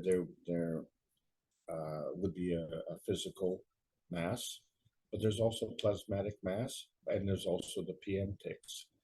And so when we're looking at the periodic table of elements, we see that it doesn't balance. It doesn't total up.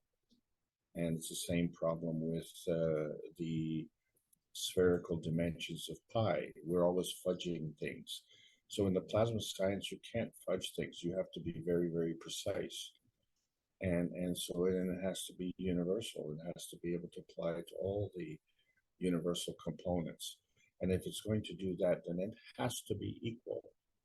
So that part of it has to be equal.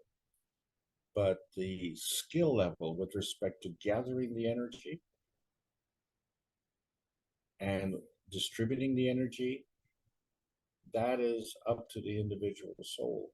We all have that capability. So what we found, and Mr. Kesh can explain this better, but what we found with those graphs is that when we want to do things our way, it's not very graceful. But when we do it the way the creator does it, then it's not only very graceful, but it's peaceful and it's harmonious, and it is very effective. So the plasma energy feeding the physical energy is always more effective. And that's just the way the universe works. So it's far be it for us to tell the universe to shut up, and too many of us do that. So we're just feeding back with respect to the environment and determining how effective is the absorption of that energy. So in other words, how effective are we gravitationally with respect to the laws of the universe? Back to you, Mark. Yeah, I know the creator said, I made the man in the image of myself. I always thought of myself as a creator, but more or less a junior creator, because I came out of the creation. So how can I be equal to the creation that I came out of? But in the recent workshop and so on, it sounds like the creator is equal to the creation. Mitra's equal. We're equal to Mitra. I mean, things are changing a little bit in my understanding.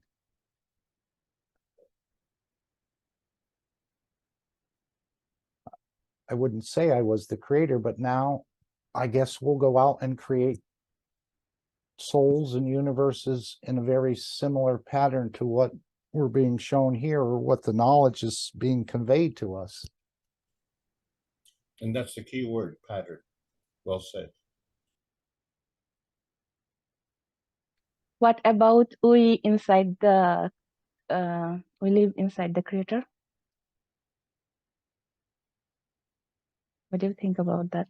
Right, but normally things that are created can't say they want to be changed or something else. They're not greater than what created them or equal to what created them in my previous understanding, but now I'm seeing that we are there, even though that's almost not able to be spoken that way, especially in front of, let's say, people who wear a frock or a crown or something else.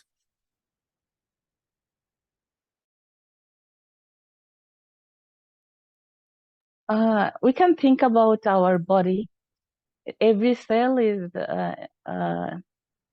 us. The cell can say it is me, Selena, or I can say whole cell, whole body is mine. So that way, both is creator, right?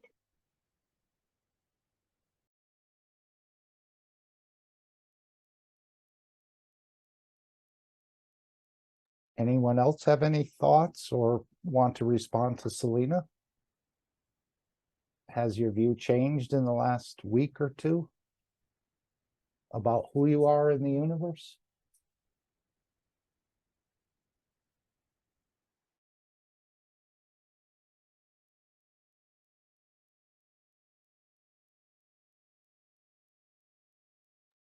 Are you saying to me or Anyone? somebody else? Anyone? Okay, then field is open.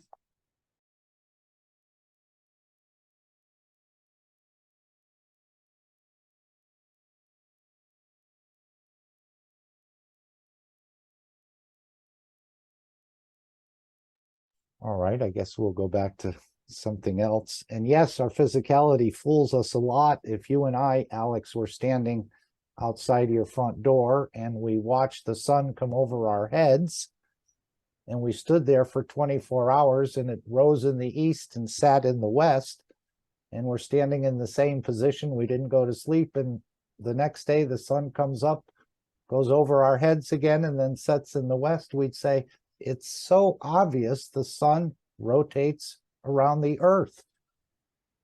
But our physicality has totally fooled us in that example. And so this is why we have to look beyond the physicality and more into the plasma dimensions, because there's a lot more going on than the physicality perceives or would confirm to us, perhaps. It was just a thought I wanted to add. Well, this is where the skill comes in, and this is where the education comes in. So, based on your knowledge, you make that assessment. But if you change your knowledge, then your assessment is going to change. And the same thing applies to prophecy. If your prophecy is based on something that happened 2,000 years ago, well, I guess nothing's going to change. But if your current events are changing the way things are moving, then you have to, change your outlook as well. So we've really come to a dilemma here, insofar as those of us who are entrenched in the physicality and the physical viewpoint, our foundation, which is our physical foundation, has been shaken, just like an earthquake. And it's never really been solid. Sometimes it's fluid and sometimes it's air, and Sometimes it's a volcano, and so we get to choose where we're going, but we're still working within this planet. And so what is our position with this planet with respect to the other planets? And then we see that they all have that same affinity to rotate around the sun on an orbital path, which is completely invisible. But what is critical here is that these orbital paths are all individual. So the Earth's orbit does not cross over Mars's orbit. So we have our own path, but that path is the magnetical relationship of that field with respect to the sun. And so the sun is the gravitational component. And so now here we have the sun that is sharing its gravitational component with all of the planets. But not only. Anything that's within that field of reference is sharing the gravitational component of the sun. So the part of the sum of the total is equal to the sum of the parts. It's just a question, how many parts are you taking? And so we could say, for instance, I guess that Jupiter takes more than the Earth because Jupiter is larger. But if we understand that Jupiter is more of a gaseous planet than Earth is, and gas can be compressed, then that would account for the difference. So that's not where the difference lies. The difference lies in the field strength. And as we are closer to the sun than Jupiter is, then regardless of how large we are, we have a higher field strength because we're more gravitational with respect to the sun than Jupiter is. And because we're more gravitational, we are also then become smaller. And in that process, we start to lower ourselves in terms of energy state. And so you go through the levels. You go from the plasma to the gaseous state, the liquid state, and down to the solid state. But then we come to another anomaly, and that we find that if it all goes to the center, where does it go from there? And how does it go from there? And so we've had all these unanswered questions. And the biggest question, of course, is how come, if we're so dense, as a planet I'm talking about, okay? If we're so dense, how come gamma rays can go right through us? And why do they go right through us? And yet X-rays stop at our bones, but they go through our body. So there's a difference. And can we account for that difference? And the thing is, we can only account for certain things. So we account for frequency, pressure, and temperature. None of those three are characteristics of the plasma. So now if we look at how the plasma operates, then we can see that whatever we don't understand about the plasma science is exactly what we don't understand about how the universe works. And so this becomes our challenge. How do we as individuals learn about how the world works? And then we as individuals, how do we tell our neighbors? And so we have now finished waiting. We have nothing to wait for. We now know that the answer is there. We just have to learn it. And as Salomia brought out, that we have to try and learn it and try and reference things that we already know. So we don't have to reference the number of steps on a pyramid. What we have to reference is how do we make our ganses, and we know that we can make ganses of other things. And then can we make ganses of ganses? And then can we combine the various ganses to alter the field strength? And so these become new games. And maybe if we're using the toy tops and the slinky as a game, but really it's an educational tool, then, you know, this is one of the opportunities that we have. Many knowledge seekers have an opportunity to make some games which they may find would help them in the learning process. And if it helps them, well, it's going to help other people. So all of these become tools that we want to bring to the table to be able to help us to understand. But overall, we have to understand that the message is the same as it is in the universe. And now we have a confirmation that the universe has agreed with us. So therefore, we are on the right track. That unseen orbital path, there's another path, and it too is unseen, and that's the connection with the Creator. That's unseen. Okay, but that path doesn't orbit around the sun. So what path is that?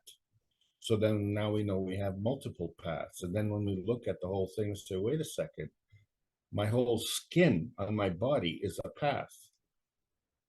Okay, so it's not just confined to an emission from one pole. It's emitting from all sides. And how effective are we? So these are all the skills that we have to learn. And everyone's going to learn at a different rate. So we're all trying to help each other to do that. And, you know, this is my small contribution. And there's many on this panel here who are working as hard or harder than I am. And we're seeing the success. The success has brought us all to this position where we are now able not only to share this peace plan with everybody, but we're also able to enforce it. But there has to be a graceful way. It isn't just the bully boy on the schoolyard, you know, beating up all the other kids. That's not how it works. There has to be some kind of gracefulness that we can achieve, and there is, and it's done through the soul satellites and the ground satellites. And so we are on the ground. We are part of the ground satellite system, but our souls operate on higher energy levels. So that's part of the peace dome. And all of this is connected and works together and is connected to the Creator. Okay, so now the rules have changed. The playing field has changed. And unfortunately, for those who are bound by their physicality, it acts as a dynamic braking system. And the penalty inures to those who do the stopping. And that's the day of judgment, isn't it? If you're doing the stopping, then you're responsible for that. And we don't want to stop this process because peace and prosperity is part of the universal benevolence. Back to you, Mark. Good, thank you, Alex. I know we've been talking a lot about cosmic rays or rays of the Creator. Are they both the same? I know a couple weeks ago, Mr. Kesh was answering a question I think Claudia asked, and he said that the Creator rays never make it to this planet. Now, maybe I misheard it, and now again in this past workshop, he said if you lose your connection to the cosmic rays, then you don't exist anymore on this planet. The energy is all gone, and so then you depart. So are these cosmic rays different than the Creator rays? And is this what we're talking about, using the cosmic rays as Creator rays? Anyone? Or you, Alex? Do you see a difference? Is it the same? Are they encompassed within the cosmic rays? But I thought he said they don't make it to this planet, but we are mimicking them here. We're generating them here. man has been able to Oh, no, create them. they do make it to this planet. It's just that on that field strength, they go right through the planet the way the planet is. You know, we don't have the gravitational field strength to draw these rays in the most beneficial way. So we have a deficiency, but that has changed. It's a change with the arrival, shall we say, of Vitra. So this 80% efficiency and 20% inefficiency or shortage has been supplemented, and is supplemented through these cosmic rays. So I don't have access to confidential information or anything like that. However, what I do want to say is that the moment that you see that any kind of advanced science is either restricted or classified, that implies an inequality. So someone is authorizing or exercising authority or superiority to decide what you will learn and what you will discard. And we have those capabilities to know the difference. So automatically that becomes the proof of concept. So now what we have to do is break through that and figure out how to do that. And Mr. Kesh has done that. No question. He already knows how to do all of this, what we're talking about here. It's not for him, it's for us, he said. Well, yeah, then he has an advantage over us too, because when you were a teenager, you had goals and aspirations in life. And, you know, many don't even make it to adulthood. They give up in that process. So that's a produce of the environment and its impact on us. And the truth of the matter is nothing that anyone says or does can affect you positively or negatively unless you allow it. So it falls on your shoulders and your responsibility. And in that process, they taught us very well how to shun responsibility. But responsibility is the name of the game. And so if you're looking for your existence, you know, very much it's your responsibility. But you know, that doesn't mean that, you know, we're perfect or we don't make mistakes. What it means is that we don't have to steal from others to fulfill our responsibility. And the stealing is against the will of the others. But if it's done gracefully, in other words, if you are giving, that is a graceful action. But if you're taking, then you are obviously in an opposition, from an opposition or a conflict point of view. So what we want to do is, if you give, you, and I'll talk about this in a couple of weeks, you don't decide who you give to. You may think you do, but you don't really, because you just broadcast on a broad basis, and whoever wants it receives it. And then you're in that same position. Then whoever is doing that broadcast is already broadcasting that. You just have to tune into it to receive it. And this is like really hard for humanity to learn. So if we do it on the slowest way, the physical way, then the rate of change will be very slow. But if we elevate, and how high do we elevate? Well, each one is an order of magnitude more efficient. And so if we can get to the soul level, that is the most efficient of all. So you don't need to know the details of the car to drive it. You don't need to know, you know, how the brakes are put together. You just need to know to step on the pedal and the car will slow down. This is what's most important. And if you want to know those details, you have the free will to do that. And so all of us have these choices.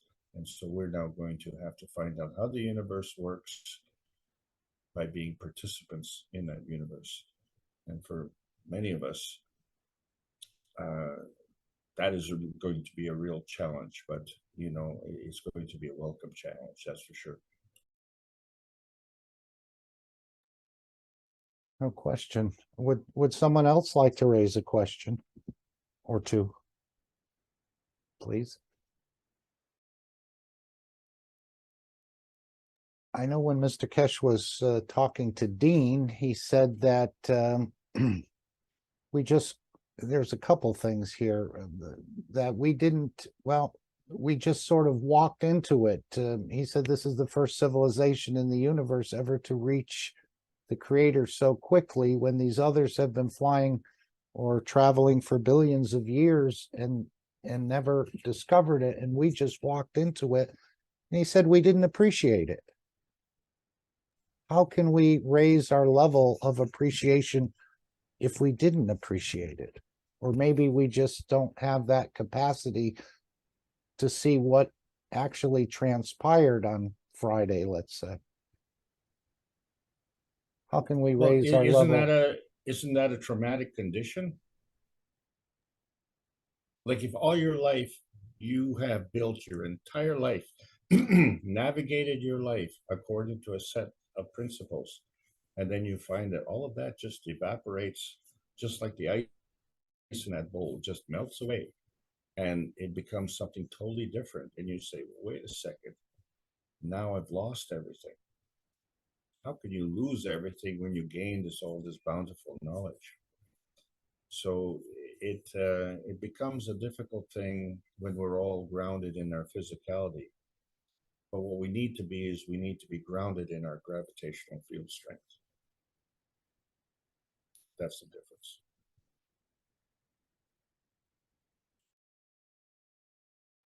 Okay, who would like to open up something else we heard about, or perhaps a question from this last workshop? We did play quite a number of parts to it. I know everyone wasn't here for it all.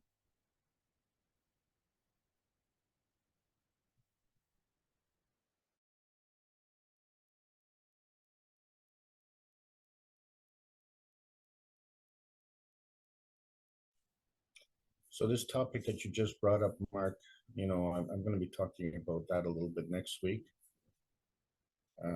because that particular psychology has really impacted our society, and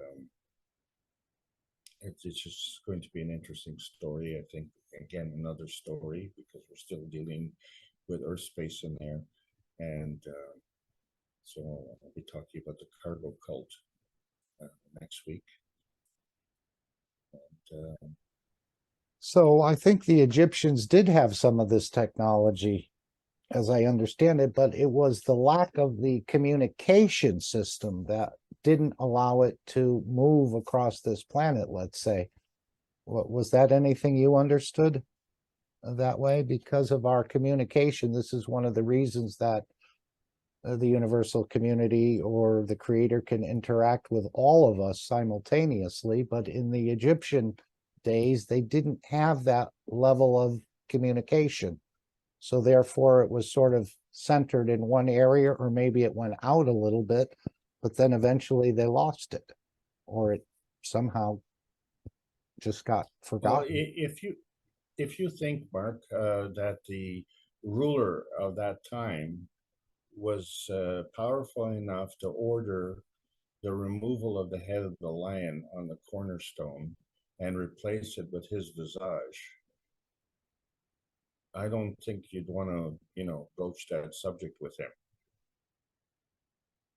You could see the intimidation power that he actually had, and so this becomes a problem if you're trying to rationalize everything on a physical plane.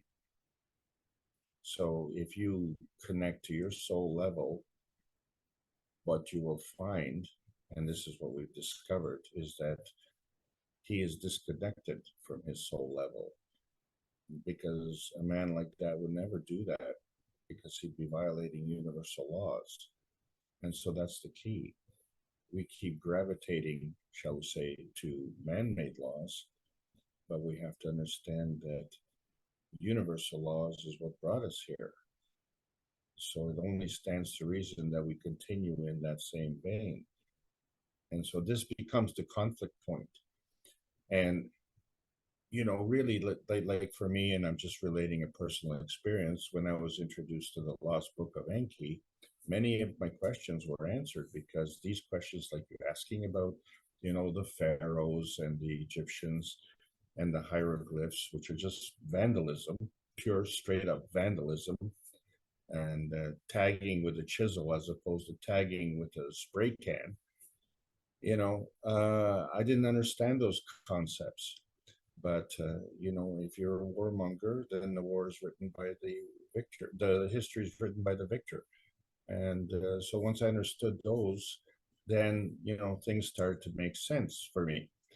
But, you know, where was the questioning coming from? And so the questioning was coming from within me. So that was the first clue.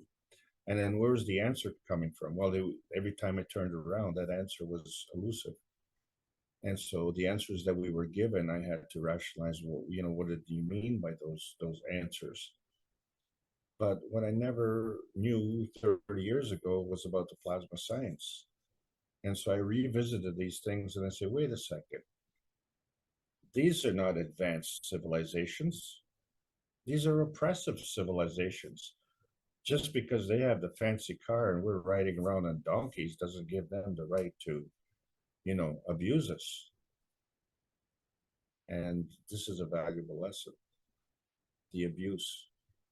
And if we have other people who abuse us, that's bad. But when we entertain self-abuse, wow, that's really bad. It's even worse. And so this becomes the lesson of life. And then that becomes the lighthouse that you navigate to. That becomes the new beacon. And then everyone says, oh, well, follow the light, you know, the light that illuminates you, you know, the Star of Bethlehem and all of that good stuff. Well, all of these stars are souls that are trying to not only teach us, but they're in that process teaching themselves. But the problem is that we're all deficient, and this becomes the new realization that why are they hanging around? Why don't they just get it done? And it's come to the conclusion now that maybe they actually couldn't. They couldn't fulfill that because of the anomaly on the Earth space. We are deficient in energy level on the physicality. And maybe at that point in time, it wasn't a problem. And so the transcendence into the physicality, or the descendance into the physicality, was an advanced condition. But it was an advanced skill, not that we were an advanced race. And so if you give a race that's, you know, not advanced, that you give them advanced capability, it would be like, say, giving a computer to someone who is illiterate, and they say, this makes a pretty good hammer. They say, no, that's not what a computer is good for. Well, it's good for me. I needed a hammer, and so, you know, you're misappropriating the use of the tool. So this is where the skill comes in. Now we have new tools, and we have to see, well, what does that mean? And so the challenge is on all of us. So, you know, I'm just one teacher, but this room is full of teachers, and we can all teach in our own way, in our own manner. So we can't all teach the way Mr. Kesh teaches. Sure enough, it's going to take all of us to unravel this. Yeah, absolutely. And so this should be a welcome thing. It absolutely is a welcome thing. And how do you know that? What's the proof of concept? Look at our social structure now. It's a disaster. Okay, so skilled men and women don't create a disaster on purpose unless they're incompetent or skillfully, willfully working it. And the only way they can do that is to be disconnected from the soul. So we're changing the playing field. We're going to go to a higher level and feed from the proper direction, and we're all going to benefit from that. And so that's the new game in town.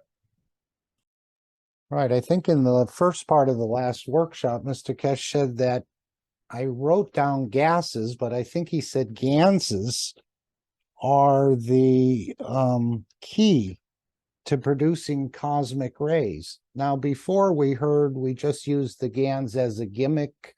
It was a trick just to help you to reach the level of understanding of the soul of the man. But now we're seeing new products in the store where you'll be able to make a lot more ganses. So are ganses the key to producing the cosmic rays?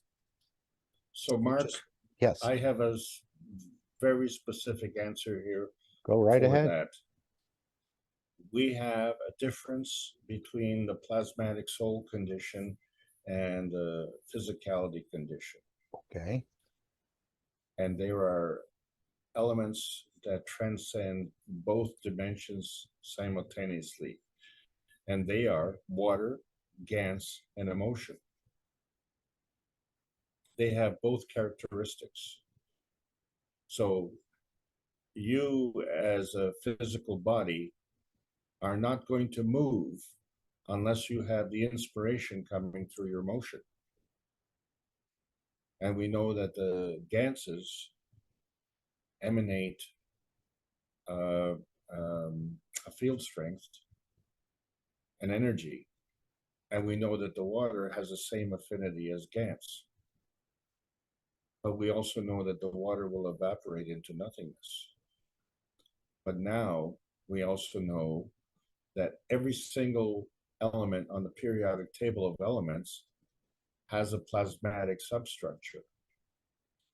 But when we look at a physical manifestation of a plasmatic substructure, we find that in all cases it's a compound.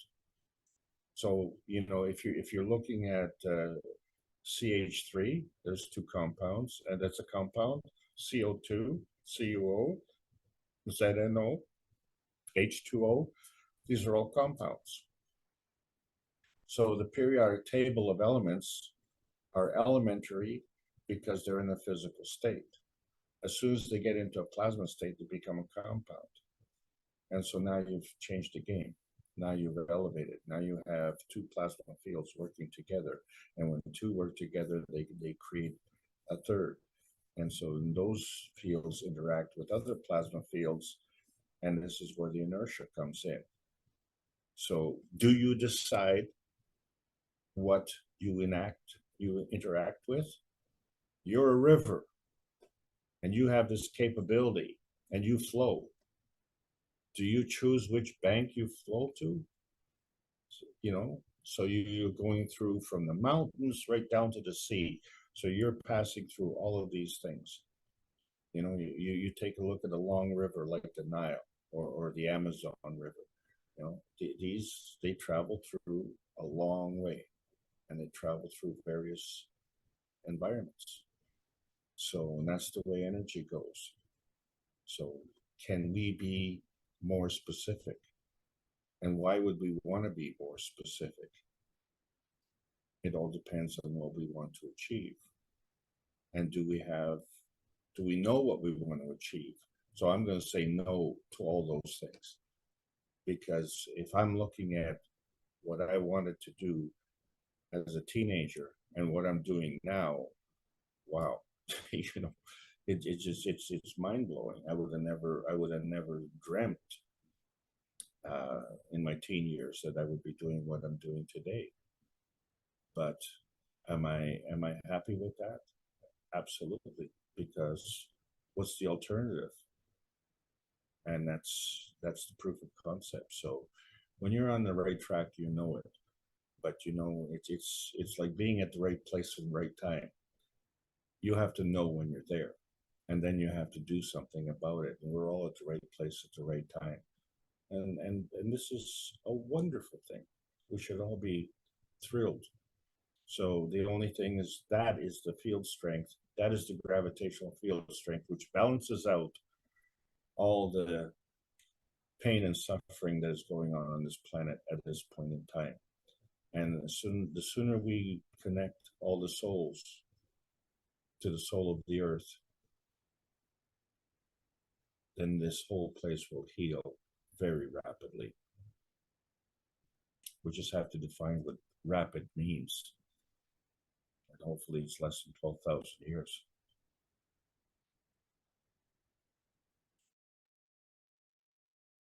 Agree. Would someone else like to pose a question here?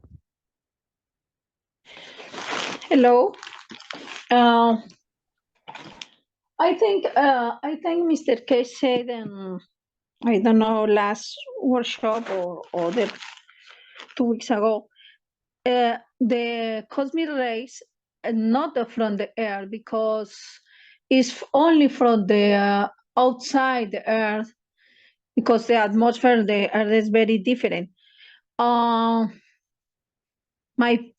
thing is, now when they use the enchantments unit, confirm and attract from the universe the cosmic rays to the earth. That's correct or not? I think they're mimicking the cosmic rays here in the system. The team has learned how to. Yes, created, but from the universe, not with the earth, because I understand Mr. K say the earth and not have cosmic rays. So I would say that you're correct. And so that depends on how gravitational our field strength is, or how strong our gravitational field is. So yes, you're correct. So that is what has changed. And the energy is, well, that's who's feeding us. The universe is feeding us. So and that comes from the creator. So you're 100% correct. Okay. Okay, thank you so much. Thank you. Thank you, Elizabeth. And I've often wondered, growing up in the Christian world, if one of the other religions had more insight than mine. Maybe I'm thinking I'm right in the path I'm following, but the others were wrong. But then I rethought about it, and I said, well, maybe the others are right in my way of approaching the creator or this savior, and everything was wrong. But it's a beautiful gift to find that they're all wrong and they're all misleading their followers. So this is a huge knowledge for all of us. And this is what he said in the last workshop. When man realizes he doesn't need any intermediaries, this will be the end of those businesses, per se. And again, we're not going to fight them. We're not going to close them down. But people will just walk away as they become enlightened, I think.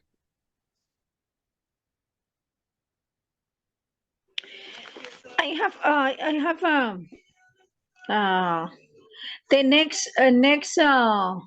next meeting to January 20 is for new people, because more people need insight and enhancement unit and communicating with your own creator, or is the same for the, I don't know, the last people too.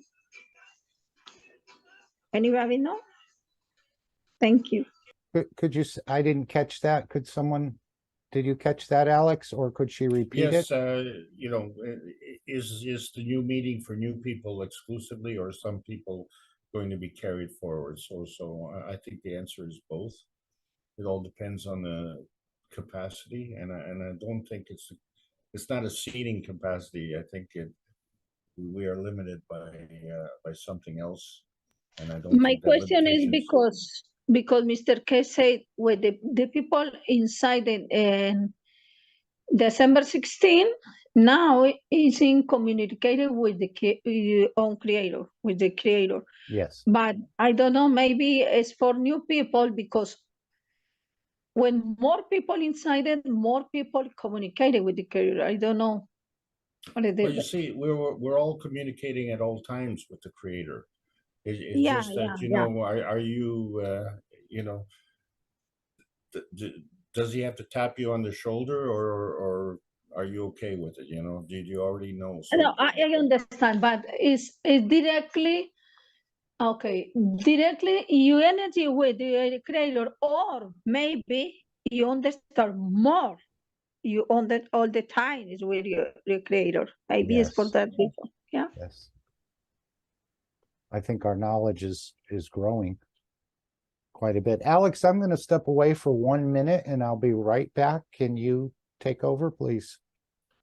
sure. Well, I would like to draw attention that as you can see by the questions, that the team is getting more and more knowledgeable, and so as we learn more, it creates more questions, and that may be a frustrating thing, but actually it's not, because we all come to a T intersection in the road, and we have to decide, do we go left or do we go right? And sometimes we're just forced to take a turn and see how that goes. So the knowledge that we've gained will determine whether or not we're going down that path. And it's interesting. I had that problem on Monday. We went down the wrong road, and I didn't recognize anything on that road, and so I knew right off the bat that I was going down the wrong road. Well, it's that prior knowledge that taught me that. So I was immediately able to turn around and correct my path. Well, we're all in that same boat. What I would like to draw attention to you is that it's pretty well certain that everyone who went on this program on the 16th and the 19th has at least one friend in life, or has one acquaintance in life. And so I don't know the statistics on the 19th, but apparently there were 160 that went up on Friday. So I would assume that there is a reference field now expanded to 320. And so if we can increase that by an order of magnitude, then you can see quickly how we could actually speed up the rate of change dramatically, not step by step, but by orders of magnitude, and then double orders of magnitude. So not 10 times 10, but twice 10 times 10. So if, for instance, we go to 10,000 people, and they know one person, then that's automatically 20,000 people. Well, what kind of effect is that going to have? Certainly a lot more than 160. And those are all individual souls, and they all have the same field strength, but collectively, it becomes a gravitational field force that is far stronger. And the side benefit from that is that it draws more in and becomes stronger even then. And so you have a change in the balance. And it isn't just a change in the balance from the magnetical to the gravitational. It's a change from the number of souls who are operating better and less souls who are operating worse. And so as we go through this transition, this becomes a logistical question.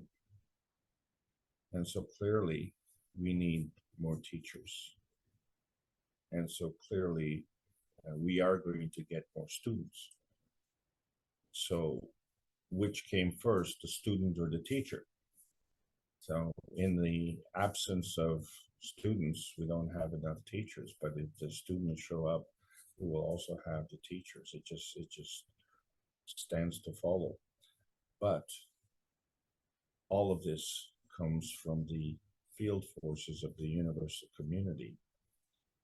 And interestingly enough, they themselves want to participate as well. So for someone like me, this is a novel concept. And when I say a novel concept, I heard about this concept many decades ago, but to actually now come face to face and shall we say, actually in past tense, having done this already, where visitors want to come to this planet to share the shall we say, the euphoria that is about to pass over this whole planet. This is great. And as Mr. Kesh said, you know, they'll come, you know, you build it and they'll you come. build it. That's the one. There you go, Mark. And it's not just the people from this planet, it's from the universal community as well. And at that point, just one more point, it means that they couldn't do it in the past, and that explains why we had to depend on this historical reference. Well, this whole story, this whole historical reference is a flaw. It's flawed, okay? And so now we see the flaws. But what is the solution? And now that we see that the universal community is finding a solution in our solution, well, that kind of explains everything. So yeah, this is exciting times. Let's get on with the program. I just received a video from Ed called Forever. It's only 3 minutes. I'd like to play it. He gave us a preview earlier today. And it's a little different than the usual videos. It doesn't have Mr. Kesh's voice in it, but let's see how we like this. Thank you, Ed. It's called Forever. It's on his website. And let's see how it's a very nice touch. He should have been not a Hollywood producer, but I guess a Kesh Foundation producer. Okay.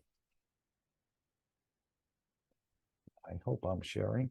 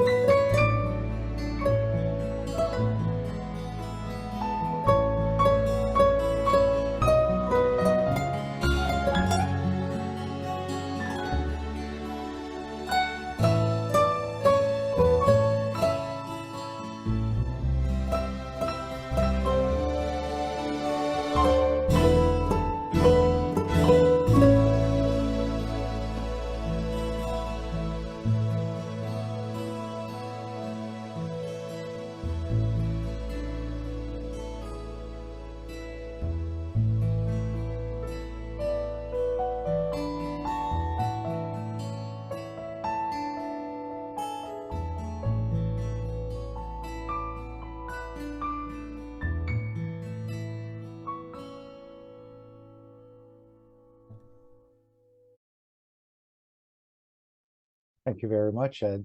Very beautiful. Was a little different take on some of the videos, but he created that again right out of his essence. Thank you very much. I hope it touched. There was a lot of emotion in there. Maybe we'll see it again soon. It's just amazing, lovely. Congratulations. He has quite a talent, doesn't Yeah. he? Yes. It's touching and philosophical and spiritual and scientifical, everything is inside, and artistical. Right, and it Artistic, doesn't seem yeah. to offend your current understanding in so many ways either. So I think this will go over quite well. What is interesting is that today I made some video myself with some poetries, and all ideas I found now in Mr. Alex's teaching. And now I found in this video. Everything is linked, but Yeah. I don't know, I'm not skilled to do like he did, and maybe I can collaborate in the future. I can send him some poetries and he can make videos. But all poetries are about plasma cache, I mean plasma science of the soul. All what I write is only about this. Okay. Beautiful. Thank you. We played your question. I don't know if you heard it. We did play part of that today. So thank you for asking, Salome, that question in the last workshop. Yeah. Ah, I see. I wasn't from the very beginning. Yeah. Okay. Thank you.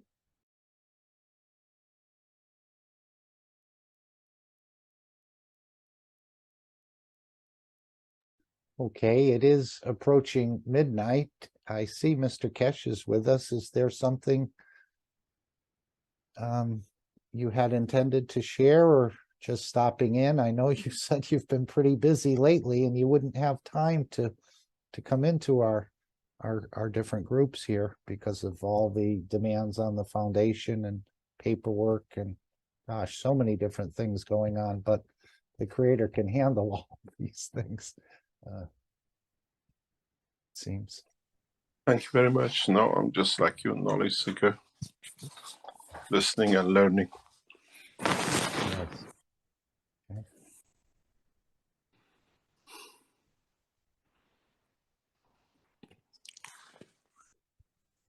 So I want to thank you, and I want to thank everybody else for making this meeting so powerful. And I want to wish you all the best for the new year. And I know that all of our good intentions will come to bear fruit. Thank you so much. Go ahead, Lisbeth. Did you have something else? Yes, I can ask a question, Mr. Kesh.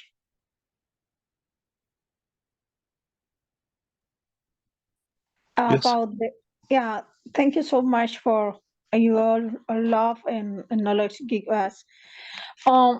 It's about the gas and energy system, because I intend offer, but I don't know, most better way for offer is look at the website, or because I need understand how many people around when talk one unit, what people cover, how many families or people covered, and only offered for governments, or because maybe one community need, for example, in Italy, in Spain now, or later in America, need cover your needs, and it may be paid by community or only to government.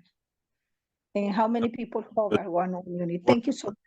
On your question, What are you asking? I think she was trying to say, with the power unit, I don't know what one Yes. she's referring to, the gas unit. How many, Gas and energy. Mhm. okay, how many families could it accommodate? Linked to one family, demand of one family. One 5 family. is per family, yes. These are not, Yes, per family, but only okay, only offer through the government or the individual families and maybe in individuals. It's for individuals. that's With good. Thank you. governments in a different way, Okay, totally different arrangement. okay. Because I have people in Spain and Italy ask me, and okay, I talk with the Krasimir and give the conversation. Thank you so much. Yes, I think the gas units still have to be tested, but some of the other items coming out of Iran are ready. That may be the plasma enhancement or the MagRev system, pain pens, pain pads, and I think there'll be some other things, perhaps even this cosmic ray chair or stool. That sounds very exciting for home use as well. The Iranian side is involved in new production, and the advanced systems are not produced in Iran. They're just produced outside Iran.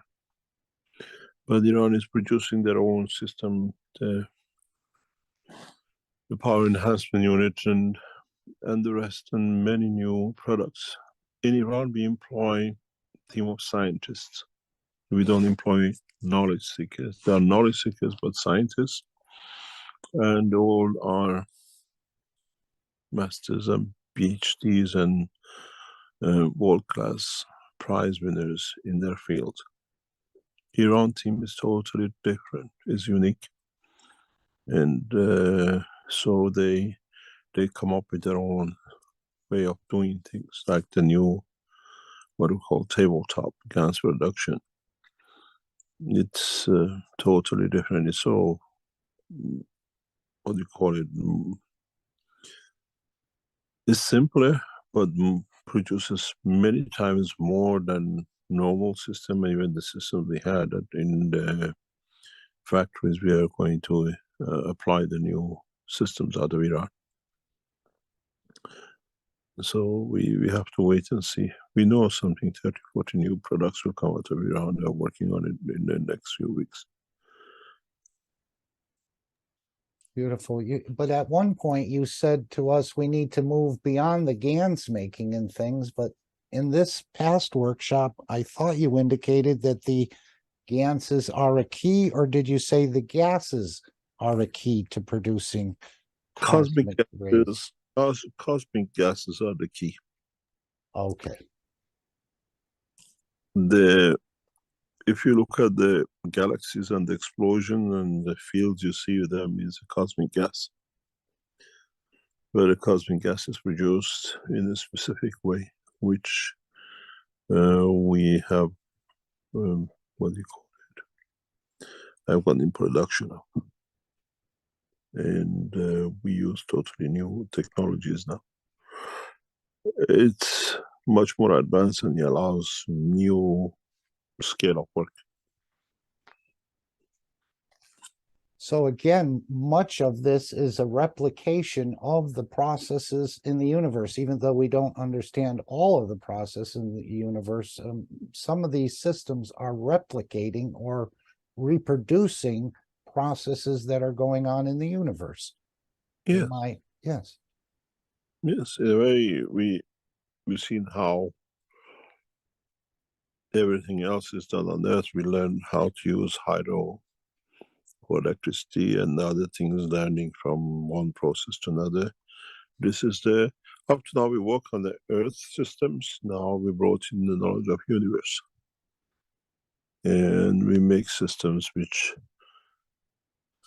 mechanically uses the facilities, but in fact produces something totally different.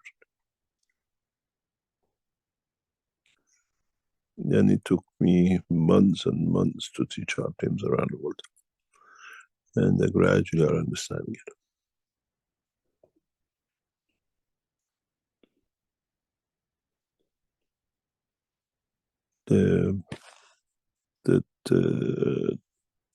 What they call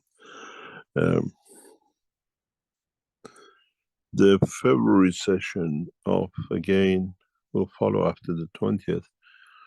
It'll be one of the most amazing sessions Keshe Foundation will ever hold. And we foresee that to be the beginning of opening up a new technology. We pre-tested it in the 16th, and it'll be tested further on the 20th, and hopefully by the February session, we'll introduce totally new technologies. But we stopped teaching the technologies because too many people have used it. And at this level, abusing the technology is extremely dangerous. Those of you who will attend the 20th of January meeting, you will see some amazing understandings. During the process, you might not realize, but like this week, as we explained, then you will see. Too, a lot of people came in on the 16th to go through their own going and doing things, but that was not supposed to be. And the data we submitted on Thursday, proven it to be. We plan different things. We don't allow, or we don't preset things for people to come in with preset mind, but you come with a preset mind. Nobody was expecting to go in and become in touch with the Creator and at a soul level. But the tests we did on Monday are more shocking for once we release the technology, once the paperwork for it is done. We will not. Sorry. Carry on. You said on Monday that no one, you gave us an example about on the Friday session when we were allowed to make a wish, we all jumped right away from the Creator and went back to the physicality. And Yep. you showed that on the graph. Now on Monday, you said nobody reached the soul level. I didn't quite understand that. What was that in all the different groups? On the Monday session, you said nobody reached the level of the soul or something. No, nobody reached the level of the soul attachment as we saw Monday with the Creator. We see some. It's a very strange way to analyze data, but it's the only way we can analyze it the moment till new systems are developed. And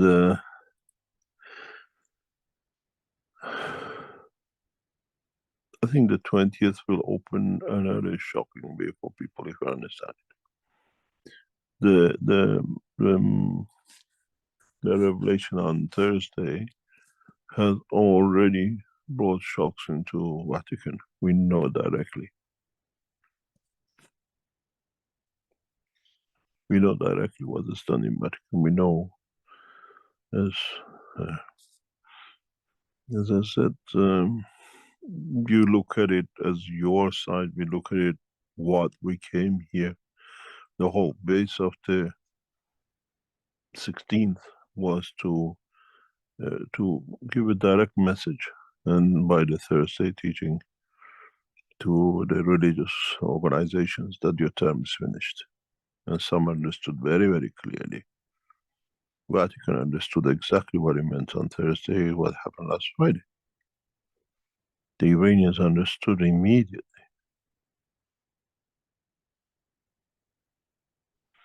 When an organization like us receives direct calls from ministers, the following a teaching is not coincidental.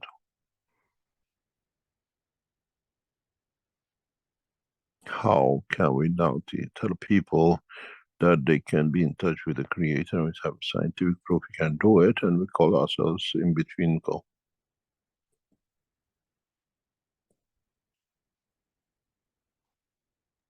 A go-between, yes. No, it's not go between go. Okay. Go between their own ways of doing it. There is a big change. The last Thursday teaching has been relayed to Vatican by Geschichtliche Knowledge.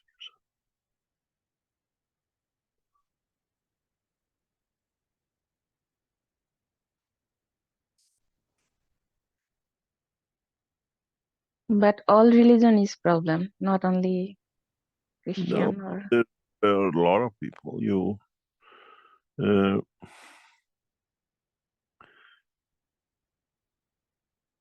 got to realize for example, the Iranian religious organizations in the past 2 years have prepared themselves for coming out the Messiah, the Mahdi. They have organized armies to protect. They have organized television programs. People don't realize how religious organizations are lining in. This is not what we say. Just if you read Iranian news, go and see, read. And comes directly from offices of the Ayatollahs. The same with the Vatican. They know something is about to happen, but they don't know how it's going to happen. In their scriptures, in their work, it has been fully explained. They know they're going to hit within the next few weeks and months. But nobody was expecting it last 16th. You have to realize how deep these organizations sit and look at every possible ways. We finished teaching on Thursday. Iran is shut down Thursday and Friday. On a Saturday, a minister with the private telephone numbers call us to call them back in. We want to talk. And it's because of the things in the past. No, how come we didn't do it last week? How come we don't do it next week? And a meeting is such, and we have received a call from a minister. Iranian ministries have two heads. One ministers, cabinet ministers, one religious minister, head of it. And the cabinet minister cannot do anything without the religious minister. And we received a call from the religious ministers. And they know exactly what's going to hit them. They're all prepared for it. If you go into Iranian, what they call it, religious schools and hierarchy, they have prepared themselves in past 2 years for coming of Mahdi. They know something's going to hit them, but they don't know how it's going to hit them. And are prepared. They prepared armies to defend them.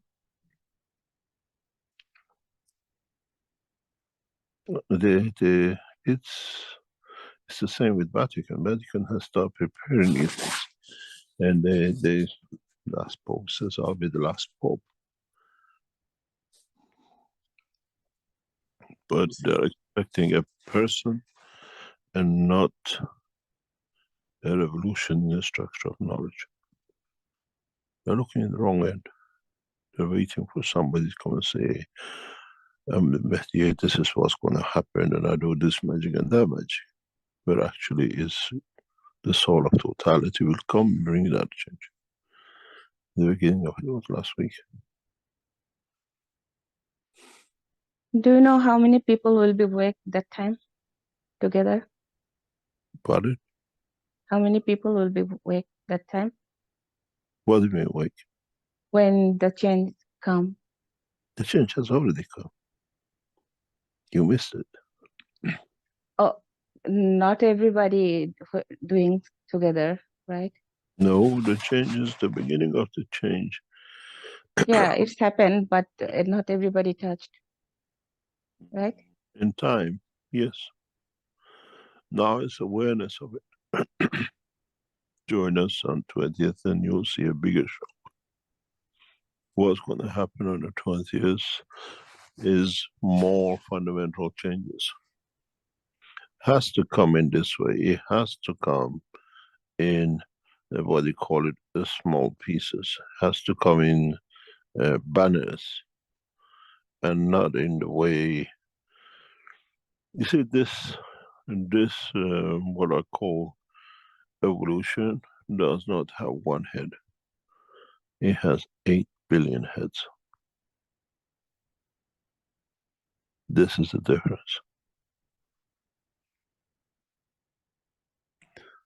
In the past, they found somebody to blame for, and then they try to say, this, is revolutionary, he's this, he's blah, blah. This time we don't have that. You're all in it and you are part of it and it all comes in totality, but slowly everybody has got to understand and become aware.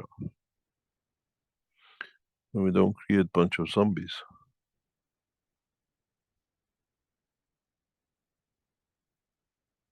Yes, we are waiting for that. You missed it, you've already been here.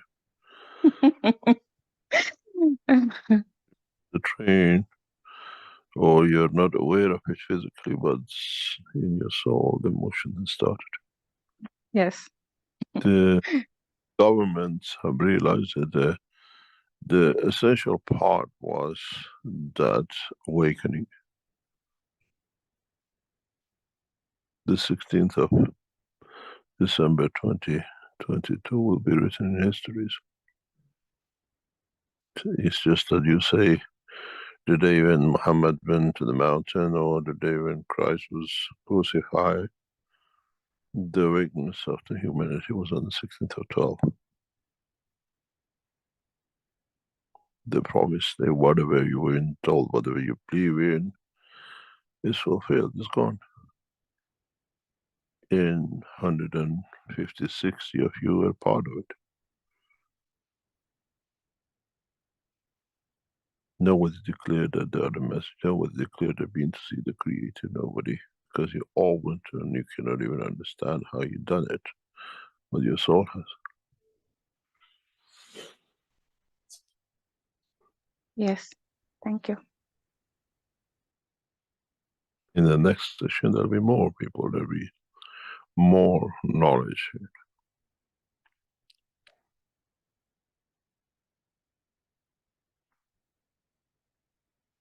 But you gain that knowledge. I know exactly what's going to happen on the 20th, and I know exactly what happens in the February meeting. Don't forget that we already have started a transmutation from, what do you call it, from other places. And then we extend it. Now we have access to cosmic rays and the rest of it.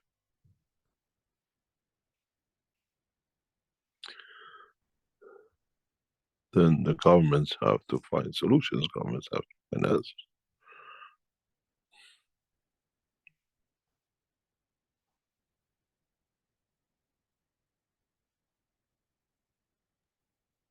They are scared. No, Everybody can see. Yeah. the thing is now the religious leaders are on the back foot. How are they going to tell people when there are electronic systems, there are gadgets and there are systems which confirm that all of us instantaneously can reach the soul of the Creator? We can repeat it every day, we can repeat it every week. Now it's a technology that we can detect it, we can monitor it.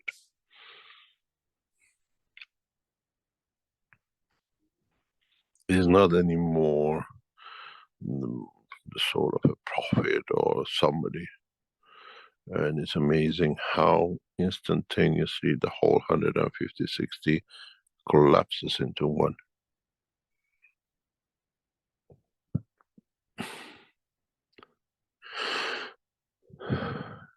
But you got to understand, There are methods and ways when we collapse everything to one, we can release information in that point.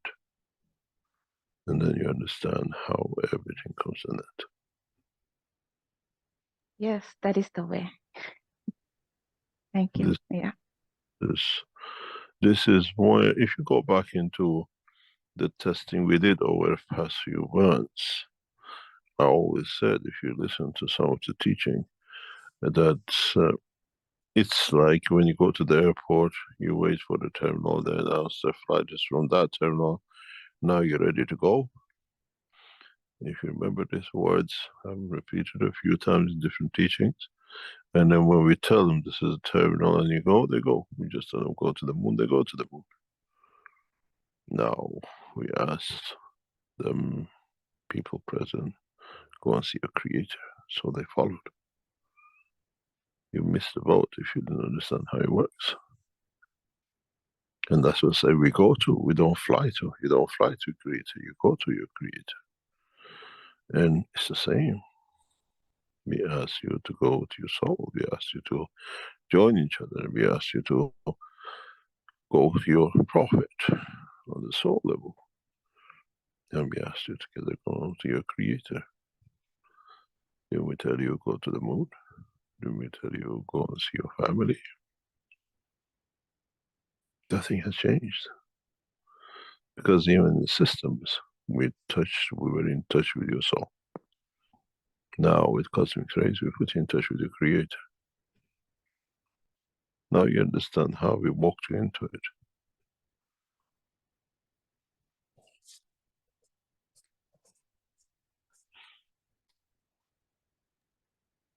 And this is how it is. I have to apologize if you hear noises in the background. I'm not in my place, so it's Christmas and there are a lot of noises going on in the background. Nothing at all. No noises. Yeah. So I know there's a lot of discos and music's going on in the background. The whole structure is I've taught you step by step what's going to happen. You're interested, if the guy went to the moon, we were interested to, when we give the instruction, if the guy goes to the moon. And he was yes. So it was easy, it means the souls were ready. Well, we did the same thing. We asked you to go to your soul. We left you for 10 or 15 minutes. And then we allowed you to go. And the interesting thing was all the noise going on, souls didn't listen to the physical noise. How many people coughed and banged and did everything possible during the session with 160 people? And what we do? Yeah? What happened? The noise of humanity didn't register on our systems 20 kilometers away. That registered the souls because it was connected to. We had nothing. The systems in our locations were exactly connected as you were connected. Nothing else, no other way. Then we could register what we asked. And you can imagine what's going to come next.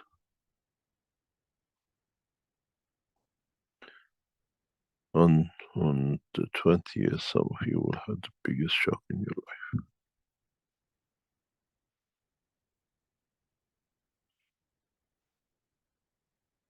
If you understand what's going on during this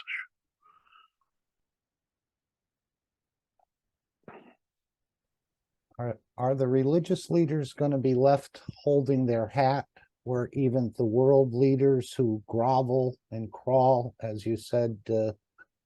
How many of you approached your priests and churches and mosques and others asking them to listen to the teaching of last Thursday? I tried something on yesterday and they told me to leave the premises. Don't bring that talk here. They were from Syria and I'd known the fellow for 20 years, but I brought up some of this and they asked me to leave. But that's okay. I just touched them.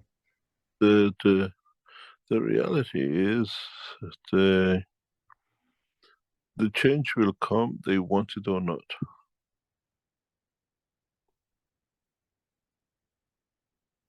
The change will come, because this is what I said to the diplomats.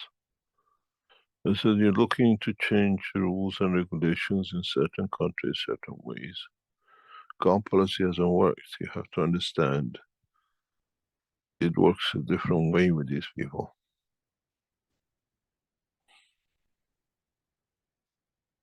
They got to do it the way it is there.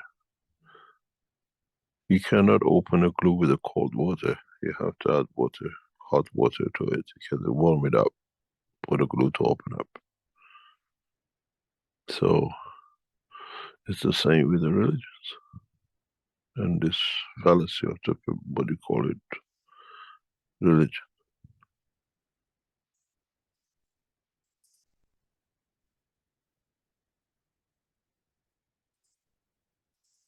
You come to these sessions for what you see, what you dream, what you came for a cancer or whatever.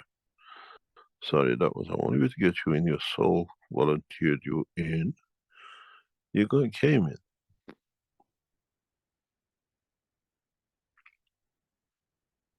But we didn't hear the noises people were making.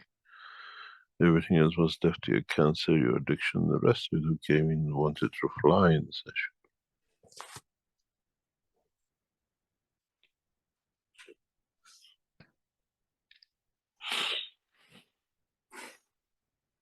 Next 12 months of special sessions we put on will bring that change. It'll bring massive changes. As we said, we have asked governments to appoint immigration officers at Keshe test centers.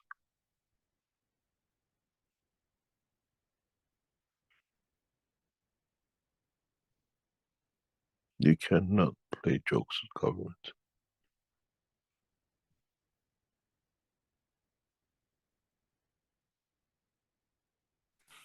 But the funniest thing is, I said to one of the knowledge seekers, who is going to issue a visa to people from Mars and beyond who land in the sessions, do you have a passport? What you're talking about? I don't come from this planet.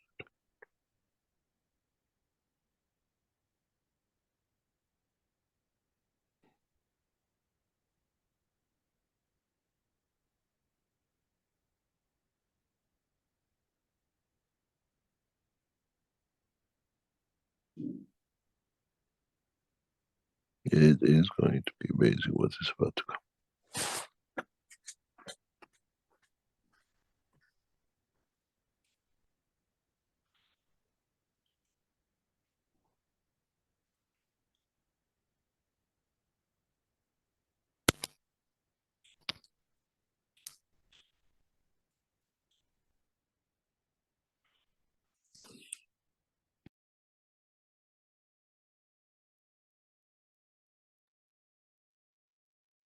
Wow. But it's all been worked out, so it's just easily nudging into it in a nice warm water way and allow the glue to gently open up. John, you had your mic open. Did you want to? I was just connecting it, and I problem. didn't look at the figure. No problem. But here I am, all ears right now. We all are.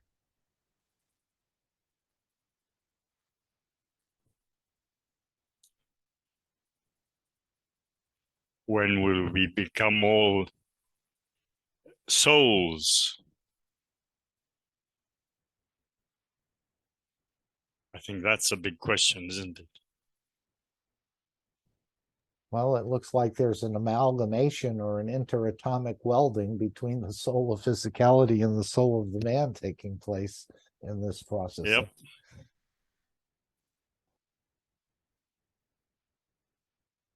And that's what I was saying. Are these religious leaders going to be left holding their hats once the governmental leaders find a way not to have to grovel, they can come in with dignity to the KAKT Foundation and not have to crawl to the religious leader across the floor, so to speak, literally across the floor.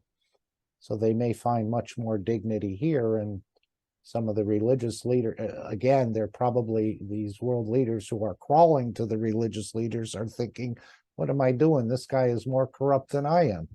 But they're doing it anyway. But I think in the KAKT Foundation structure, they may even find Mr. KAKT washing their feet rather than having to crawl on the floor.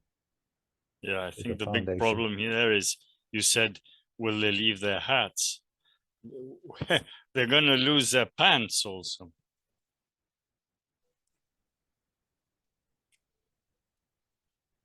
You got to understand, we don't look for submission, or we don't look for who's better. We look for equality. We look for understand that everybody is equal, doesn't matter what hat you wear. And in one of the sessions, in the ones we put during the time, like 20th and other months, we'll bring in the way you went to see the soul of the creator. We'll take you to see and present, or in a way manifest with the soul of the world religious leaders.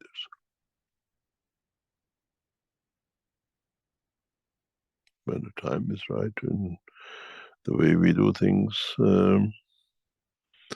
then you will see within hours and days, they will walk away from their offices.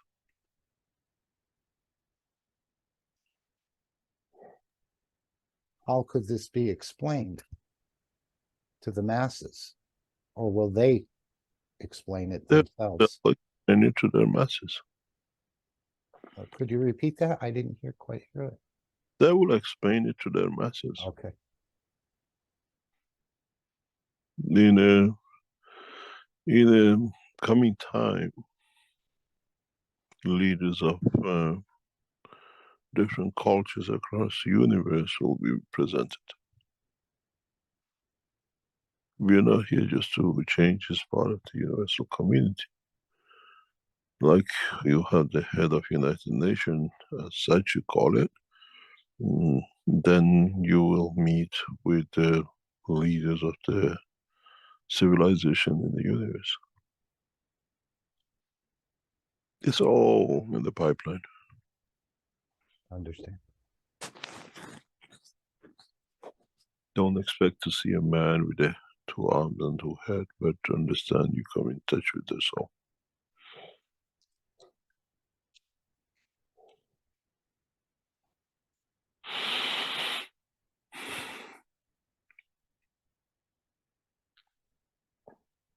Well, your ticket is on the screen right here for the next session on the 20th of January at noon. And Mr. KAKT said all are invited, religious, world leaders, any of the other ones. No need to hide in the background or behind some sort of wall or someone else's. We can all take part in this as equals together, because this is the way the universe really works.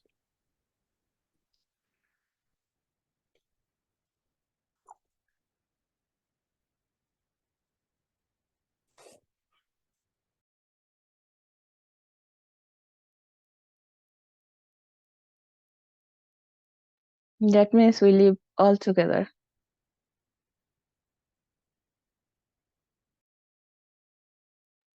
He said they're searching for equality. Little bit more understanding now. Thank you, Mr. KAKT.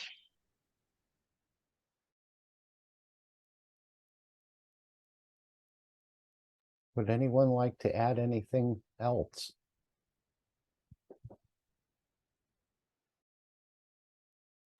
Mark, can I make a question about another topic, or? Are you talking about something specific? No, as long as it's related to the foundation, something, Yeah, yes. yeah.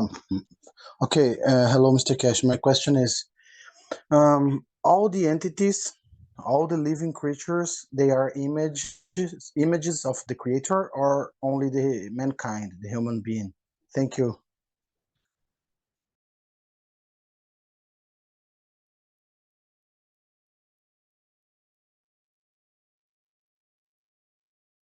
I think I could answer that. What you mean exactly? Yeah, I made the man in the image of the creator, in the image of myself. Okay, but are the humans made in the image of the creator, or all the living entities, the animals, the creatures from other planets and other?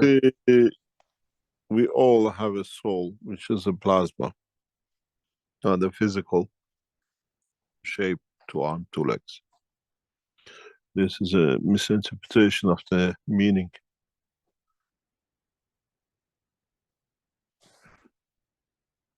I made man in the image of myself as a field, not as an arm and leg or a dog or a Martian or whatever.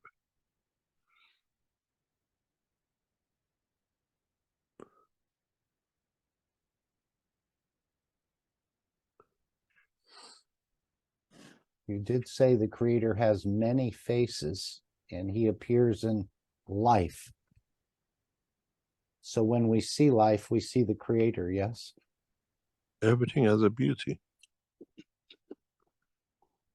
Depends what you want to call it, Yes. how you want to see it.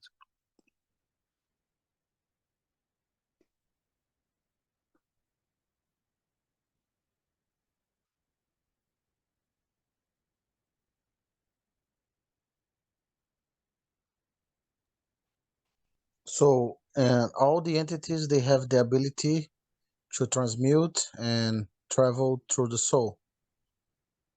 This is a beauty of the new cycle, yes. But like man, they have to go through a process of maturity.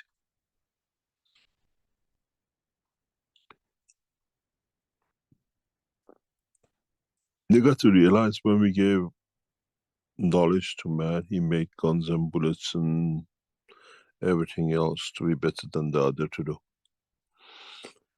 This time, the knowledge is given to all, and no one can be better than the other.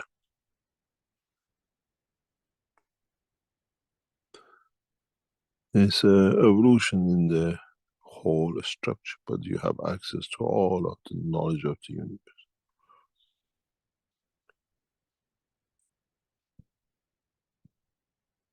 If you listen to trials we did with the knowledge seekers, none of them said, I wore a mask, or when I went to the moon, they were in the moon, they wore a moon clothing. They were there as a man on the moon. Wherever they went in the space, they were as what was the space life. They didn't see themselves as a human.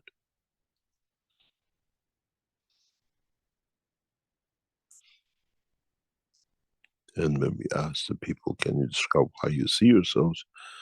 They tell us they have long hairs on their arms and their fingers are slightly different. They grab things in different ways. They don't need to touch anything. When you ask them, they touch them emotionally. No physical touch. They can describe everything about them, how they feel, how they sense them, but no touching, it's just by emotion. And that's what we said in the space years ago. Through your soul, you know if they want to get a food for them or they have any intentions on you. Or the same, they can see your intentions because they don't kill to eat.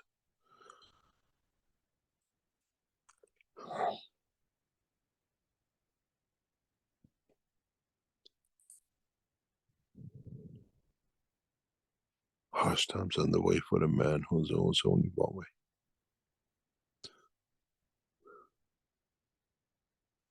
And thank goodness you're bringing us slowly into this process, because I don't think we could handle it all at once. It's just too much. As you said to somebody who said, we want all of your knowledge, you told them you couldn't handle it. Yeah, I had a knowledge seeker from the bunch who attended the first 2014 knowledge seekers. What is in your head is ours. You have to give it to us. What was his name?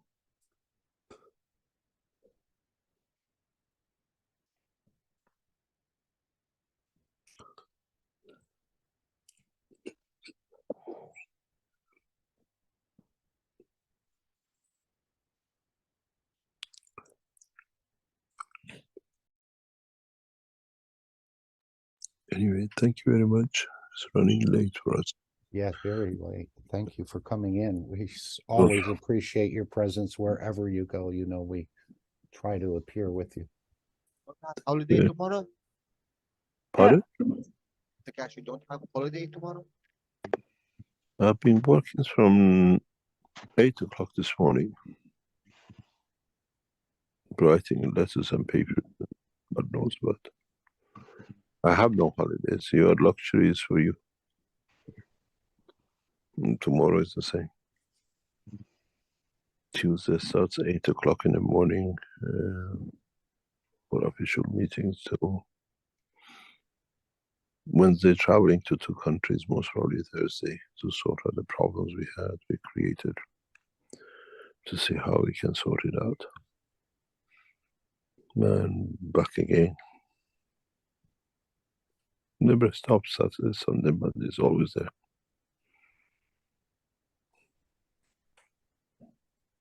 Will you ever have a point in time where you sort of have a cup of tea and just admire the work you've done here, or will you leave as fast as you Time can?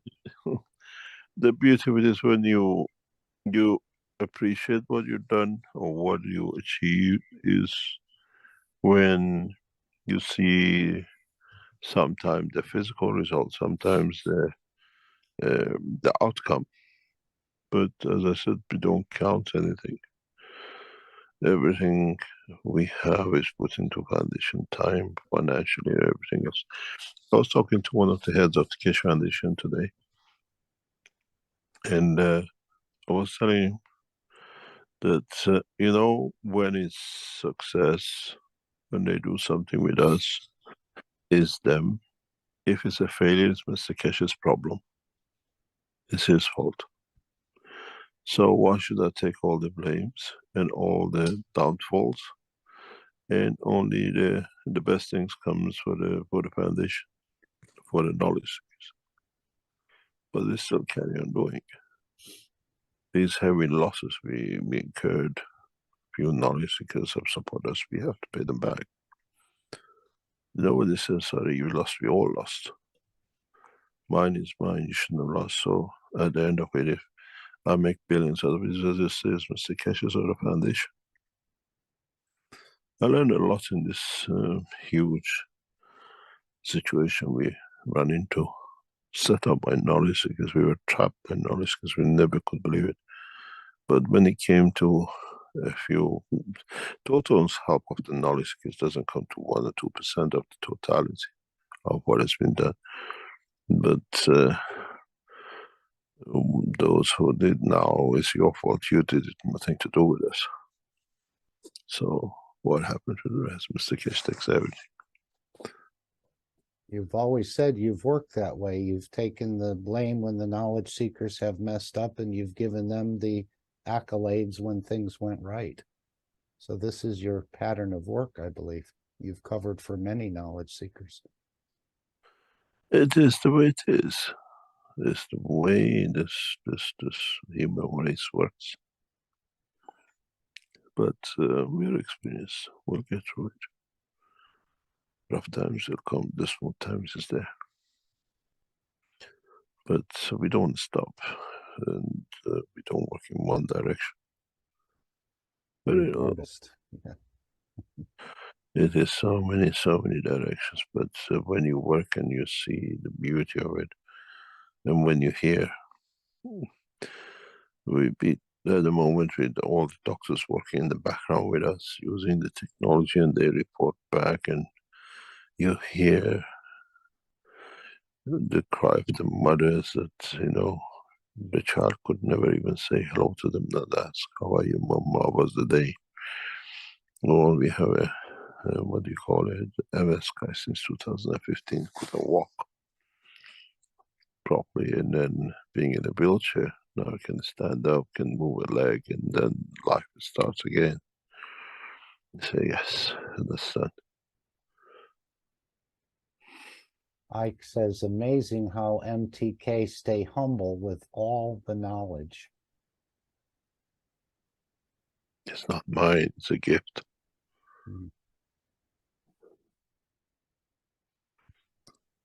Mr. Cash, Go ahead, I have- Elizabeth. Yes. Okay. Mr. Cash is about the new protocol for emotional corona. It's okay? Yes, we set it out because at the moment it's, I don't know if you heard it or not, 30% of China has been hit by the new corona. Yeah, but my question is, days ago you talk about the use inhalator. Yes. Maybe Breathing. Yeah. Yes, breathing. Yeah. Maybe for that protocol, annex this breathing and for zinc or for copper one. Thank you so much. No, you have to follow the protocol. Dr. Barapur has released the protocol from Tehran on a Persian Farsi chat in both Farsi and English. The protocol is very simple. This thing, when it hits you, it lasts you 3 to 6 months. This time is not a joke. The virus has stepped up in energy, which is in the emotional level. And the only way is to keep it at lower level, because if you go higher, you can create other problems physically.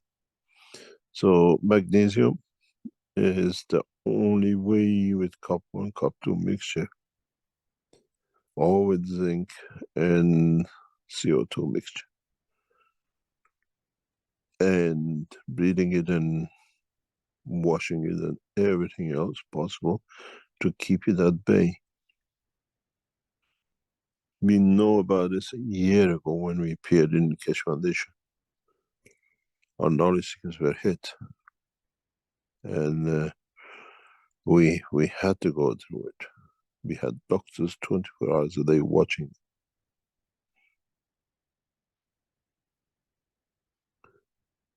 Because they became suicidal in a very strange way. They became depressed. They wouldn't turn up in the offices. All sorts of problems.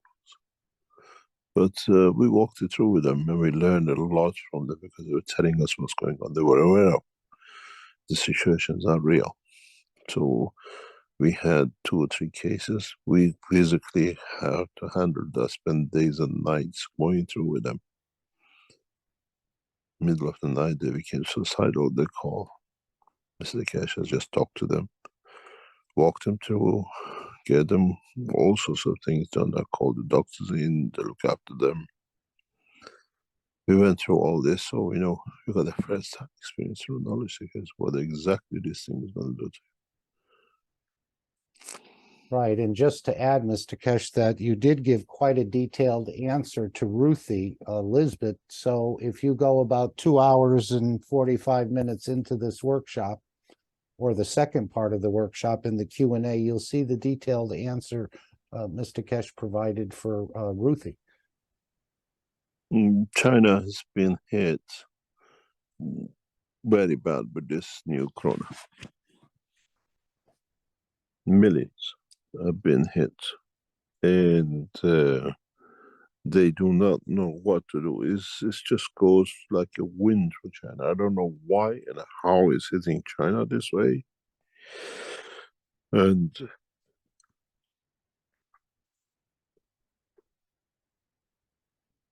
videos we receive from securities trying to advise how to handle this is shocking. People are literally locked in their rooms, in their houses, and they literally commit suicide in their homes, the whole family.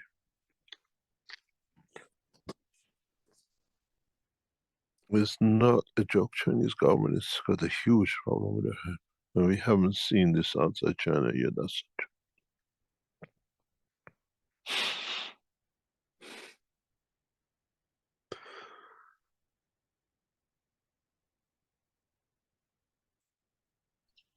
Mr. Kershaw, it's Dean here. Can I quickly ask you a question about that? Yeah. Thank you. So I had a distressing call from one of my relatives today, and I would say that it's hit the UK. They were saying that there was many people suffering with all sorts of very strange symptoms going on, and being in bed for 3 days. Not just the flu. It's hitting in a way that's quite hard for them, and very emotional. I could sense the emotion that was there almost straight away. So I think this is outside of China now, possibly. Yeah, it is. It cannot be exclusive, but we don't hear it. And it appears with a soft flu, cold, is not as the first corona we saw. It gets in and it goes to the emotion. Appears as a very, very soft flu. And then the emotional side comes in.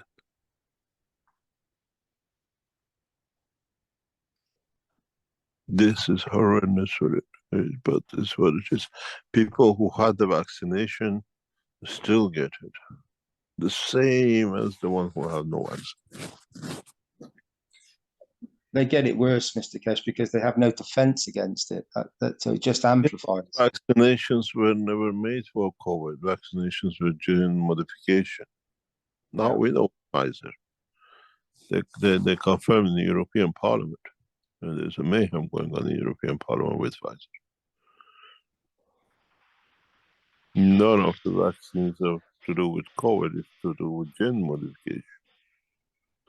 And they believe if you modify the gene, the corona will not touch, which is rubbish, killed more people and worse. We saw the Romanian member of European Parliament showing the graph. The more vaccination nations, the more death they had. Mm-hmm.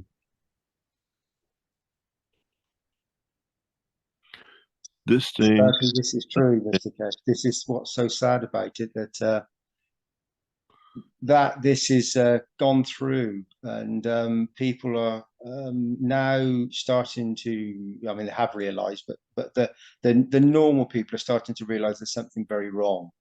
And I always looked at it, Mr. Kesh, when I was here, present here, that the amount of ambulances that were on the streets, and they were suddenly all these new ambulances everywhere. It was obvious. You only had to go to the why was there all these ambulances suddenly everywhere?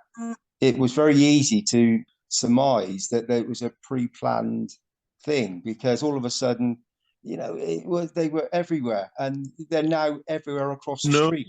No, they're everywhere because the people went to get the injection, then they had a heart attack. They were not there for people who were sick. You look at it the wrong way. People, when they took an injection, they went home, they had a heart attack. They went home, they had all sorts of complications. What I mean by that, Mr. Kesh, is that they were actually ordered before this was all done. Yeah, there was many of them. All of a sudden, there was everywhere, and it was preordained. You know, in Austria, they charge €700 when you call an ambulance. Is that right? Wow, I didn't know that. Yeah. And when you call an ambulance, if you don't have a insurance policy in Austria, you pay €700. That's the standard fee. Yeah, that explains a lot. Yeah. Mr. Kesh, you gave the gift to China in January of 2020. you said now you've added the missing part to it, which was the magnesium, I believe, and this would, I know it's still difficult, but it would eventually handle it if you continue using it very frequently. And they have this knowledge. They did use it for a period of time, but then they kept it for themselves. And now you say there's millions of people infected with it. Don't they have the solution in their hand? There is a very, very big problem in China. We have a massive contract on the table to sign with them. It's sitting with me for weeks. And we have to find out exactly what is going on with the rest of the foundation work and with how we got hit to sort that out. But the agreement we have with the Chinese government to be signed with the central government, not with just anywhere, will cover any eventuality of all these things.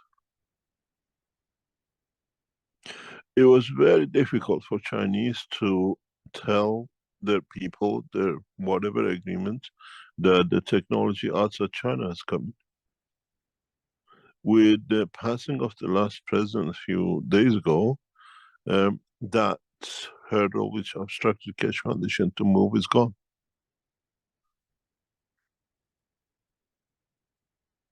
And then they have to deal with us. All the time they dealt with knowledge seekers who they didn't want the knowledge is a foreigner. With a new agreement, Chinese government ratifies. They deal directly with a European company. Keshe Foundation is a European organization for collaboration for these jobs. But at the moment we have this huge loss which we're trying to put in order to see how things go before we add anything anywhere.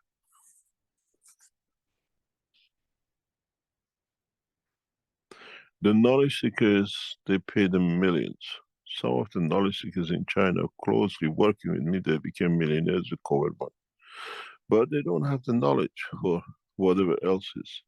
They only could make up one which they learned from us, and some of them are in prison now because the government realized that they cheated. And then they realized they went to my chief Keshe Foundation workers, the heads of the Keshe Foundation in our factories. Then they told them move to Keshe Foundation, to the military. They said, no, we don't move. They said, you know everything, Mr. Keshe. Says, no, we are knowledge seekers, we're just students. We work in the factories for you.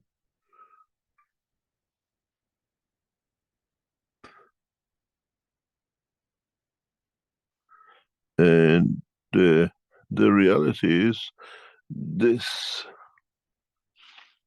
something as you all know, most probably you don't know, but if you're European, you heard about it. But couple of weeks ago, the European National Police Forces in Belgium broke into 16 member of Parliament's house, European Parliament houses and offices. They found 600,000 cash, millions and millions of dollars of money in the bank accounts. Deputy Vice President of European Community, Italian lady, is in prison at the moment, or under arrest with 4 others. And there is tens of millions in private accounts has been found. And this group just came from World Cup Qatar, ceremonies. The Qatarian government paid these members of parliament to influence the gas prices and the other things to the benefit of Qatar, that they can become the main supplier to Europe. And Germans blew the whistle and they all got in. Now, a number of members of the European Parliament are going to go to prison for a long term. She's only 40 years old, I think. The Vice President of European Parliament. And they found tens of millions have been paid just to get the contract for the gas to go to Qatar for Germany and the rest of European governments. And the Americans are making so much money out of this, they blew the whistle because they were present in the bribery in Qatar during the World Cup. Now, guess with what is come up with Pfizer, how many billions have been paid to the politicians in European political parliament and the rest of the world?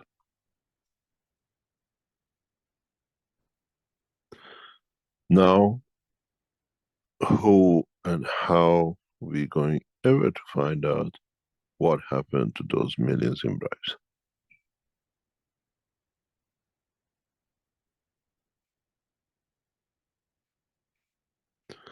If a football match was used to give millions of bribes for energy to the Western Europe, now you can imagine how much money was paid to the world leaders to make a fake COVID situation. But the beauty with it is they faked an injection, which wasn't supposed to be. But now, who was going to handle the new situation? Anyone gets hit by this new COVID, Keshe Foundation has a technology to reverse it. You go to our clinics allocated, you suffer with the depression and everything else, go to our doctors. They book you in within a couple of sessions, you go back to normal.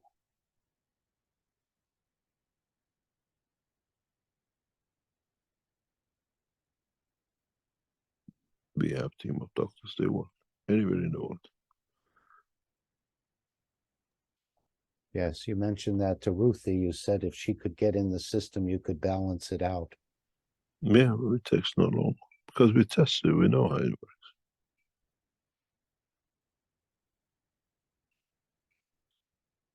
Mr. Keshe, this works on regardless of whether you've been vaccinated or not?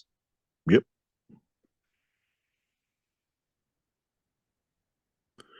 There is a fee charge to the same channel. You come through the same channel as the, what do you call it, health ads, and it goes to the team of doctors and they have a fee. If they put a fee for it, it can be done straight away. Is reinfection an issue? Doesn't matter. With next cycle is what. What I see the next cycle will be paralysis. Why would an energy package want to destroy the entity it's living in? Or is this just the natural progression to get to that dimension of the soul to create its own structure? It is a natural progression.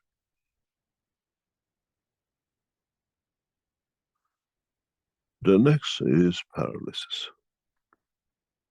People just because zombies and on the floor.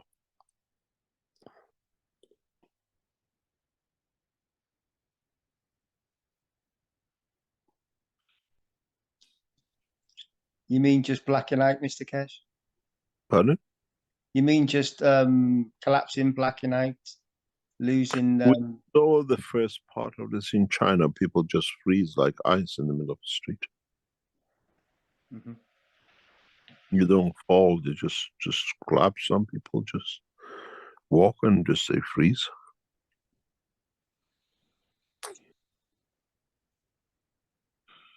We are prepared to work with governments and share knowledge, but on the basis of correct conduct. At the moment, next couple of weeks, the Keshe Foundation is shut down till the 9th. Allows us to readjust, recuperate, and see what we can do with what we've been hit by. But then we'll see what the next step will be. I imagine, Mr. Keshe, this paralysis would look very much like what happened in the 1950s with the polio, no? No, it's different. It's just a frozen, they call it here. They call it a frozen picture. People just freeze in the spot. We saw a couple of those videos that you had shared with us in the Knowledge Seekers workshop where the fellow was just sort of standing there. He couldn't get started again. No, He was trying to get started, but he got locked up. Yep. That's where is the next step will come, Mass.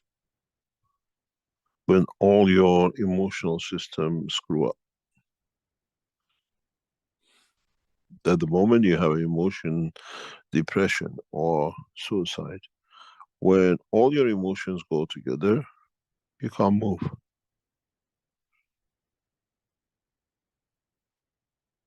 There's no information going to the body to carry on.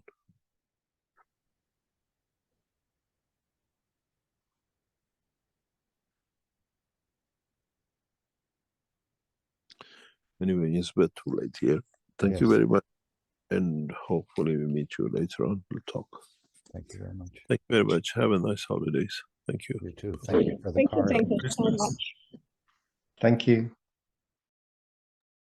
Okay, wow. That was a long but beautiful interaction. See, We're gonna maybe go. that's why we have I think the knowledge seekers need to this protocol. Jalal, come closer to the mic. We can't hear you. And then Ike, please. You don't Jalal. hear me? No, now we do. This is better. Maybe it's Okay, just my phone. Sorry. Hi everyone, and Merry Christmas to all of you. I think now what the knowledge seekers need to do is go to this protocol and try to teach it outside, like we done in the first one, as much we can to spread it out. At least have it ready, correct? Yeah, of course you will have it ready and you teach it, and even you can spray it. what is the source of magnesium, or how do we get that? He said, go to the vitamin store, crush them up, put it into the 200 milliliters of Ganses, let it sit there, or add the water to it, shake it up, crush it into a very fine powder. Crush it up, put it into 200 milliliters of Ganses, cup 1 and cup 2. Shake it up and The allow Gans some, water or the Gans itself? yeah, in the Gans itself. Fill it up with water, allow it to sit there for a day or 2 or 3, and then just use the waters. He said some people like to drink it, others breathe it, and washing yourself with it was the most effective. I think the best way to approach this kind of mixing, it's make them both dry, the powder and the ganses, dry ganses. Mix them together and then add distilled water to it. After you clean the ganses, let them dry them by any process you want, and make the magnesium as a powder, because it's a tablet. Just crush them to be a powder and mix them together, and set a distilled water to it, and let them be in that water for some time, a day or less. And then you can use this powder dried, and it will not finish. It's not like the plasma water. It's different. The plasma water, always you will reduce the quantity of it, always when you add water. But with the dry, you will hold a lot, because it will only give the energy out. We see Claudia has put in quite a detailed post here, Elizabeth's asking her to share it in all chats. So hopefully you can, Claudia. Is there something you wanted to add, Claudia? Thank you, Jalal. But please, well, I know it's past 1 o'clock in the morning for those of our friends in Europe. No, we have holidays here. Don't worry. Oh, okay, good. That's why I'm sitting down. Oh, okay, okay. I was wondering why, how could they stay so late?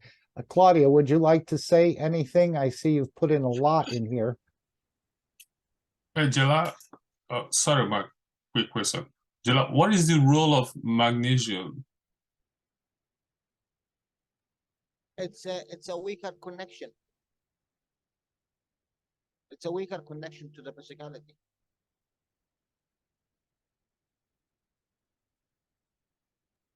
What do you mean? It slows the energy down? Is that what you're trying to say? It approach the body. You have, it's a path of reaching, of connection. You know, as Mr. Cash doing, you have a gases of earth gases, you have a solar gases, you have a cosmic gases. Everyone have a different strength. Cannot be you go from a weaker strength to a higher strength so direct. You need to approach it gradually. It's the same thing. This kind of mutate of this virus is attaching to the emotion of the man. So the best way to let's say to handle this approach by the magnesium. The third one, I think, if Mr. Cash and from the knowledge what we have here, if is it a physical one, you know what is the physical, what is the which is connected to the muscles, and it is a two kinds of approach. Although, you know, in the energy level, you have the magnesium in your compound. You have the magnesium level, but now you are adding it as a physical one.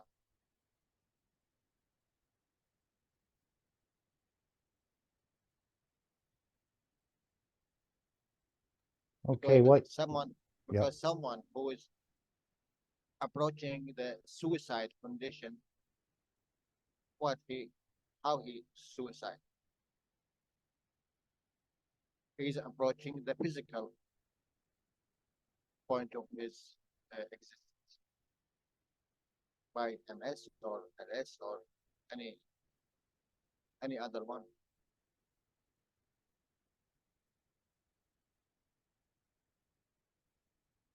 But let's go to Claudia and what we approached here. Hello, Mark. Hello, Jalal. Hello, everybody.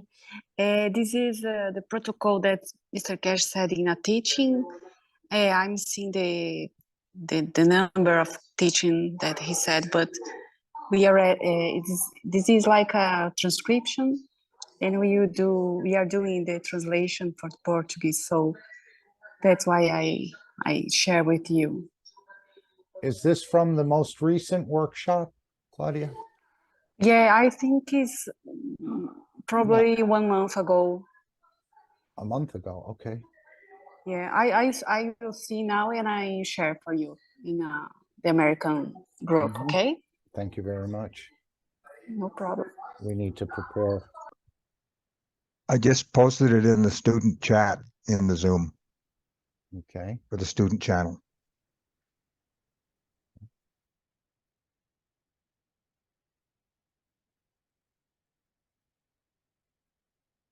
All right. Anyone else want to come up with anything right at this moment?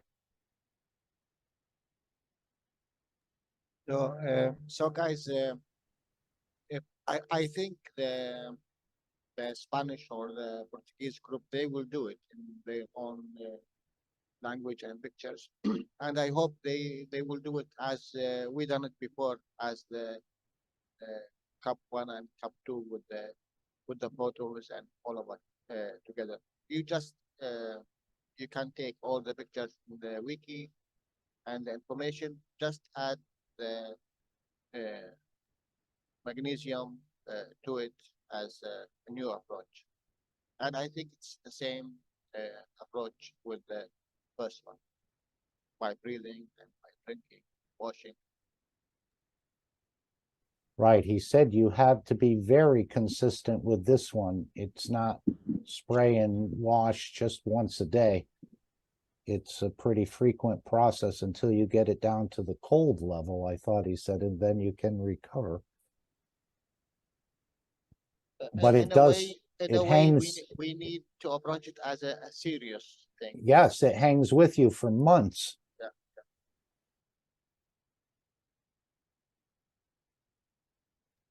The first part with the magnesium is like the first protocols in mixed form, only without salt. That's it. But it's the same, the first part in the protocol. Yesterday, the people shared, and obviously I translate to the Spanish, and for that reason, I asked Mr. Kel, because I love reading and this protocol. Thank you. Yeah.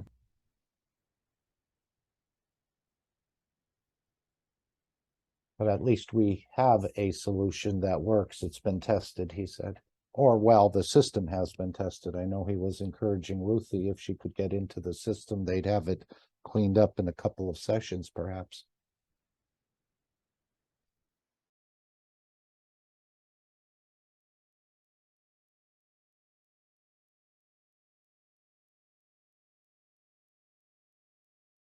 Okay, Claudia said this was from the 448th Knowledge Seekers Workshop.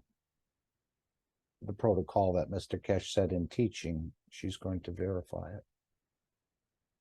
But if you find Ruthie's question about 2 hours and 45 minutes or part, just find where Ruthie asked the question. It's quite a detailed answer.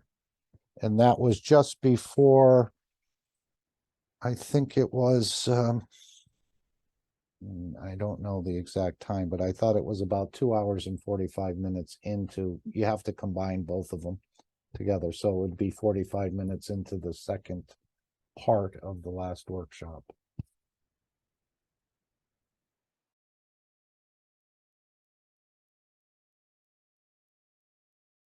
Thank you, Claudia. Claudia, thanks everyone. Okay, I'm going to play the Kesh coin, and then I'm going to play a new tomorrow, which is Lisa's video. And this is the question about all of the creation having this gift to be moving between the state of the physicality and the state of energy. But don't go to play, go and study. Oh, of course. I'm not studying. It's coming through the fields now, Jalal, through the soul. I wish you that. This is Thank what you he very much, said. all of you. We need to be teachers through the soul, not through the physicality. But I'm sure we'll still use some of the physicality to convey the message in so many ways. I don't understand it completely.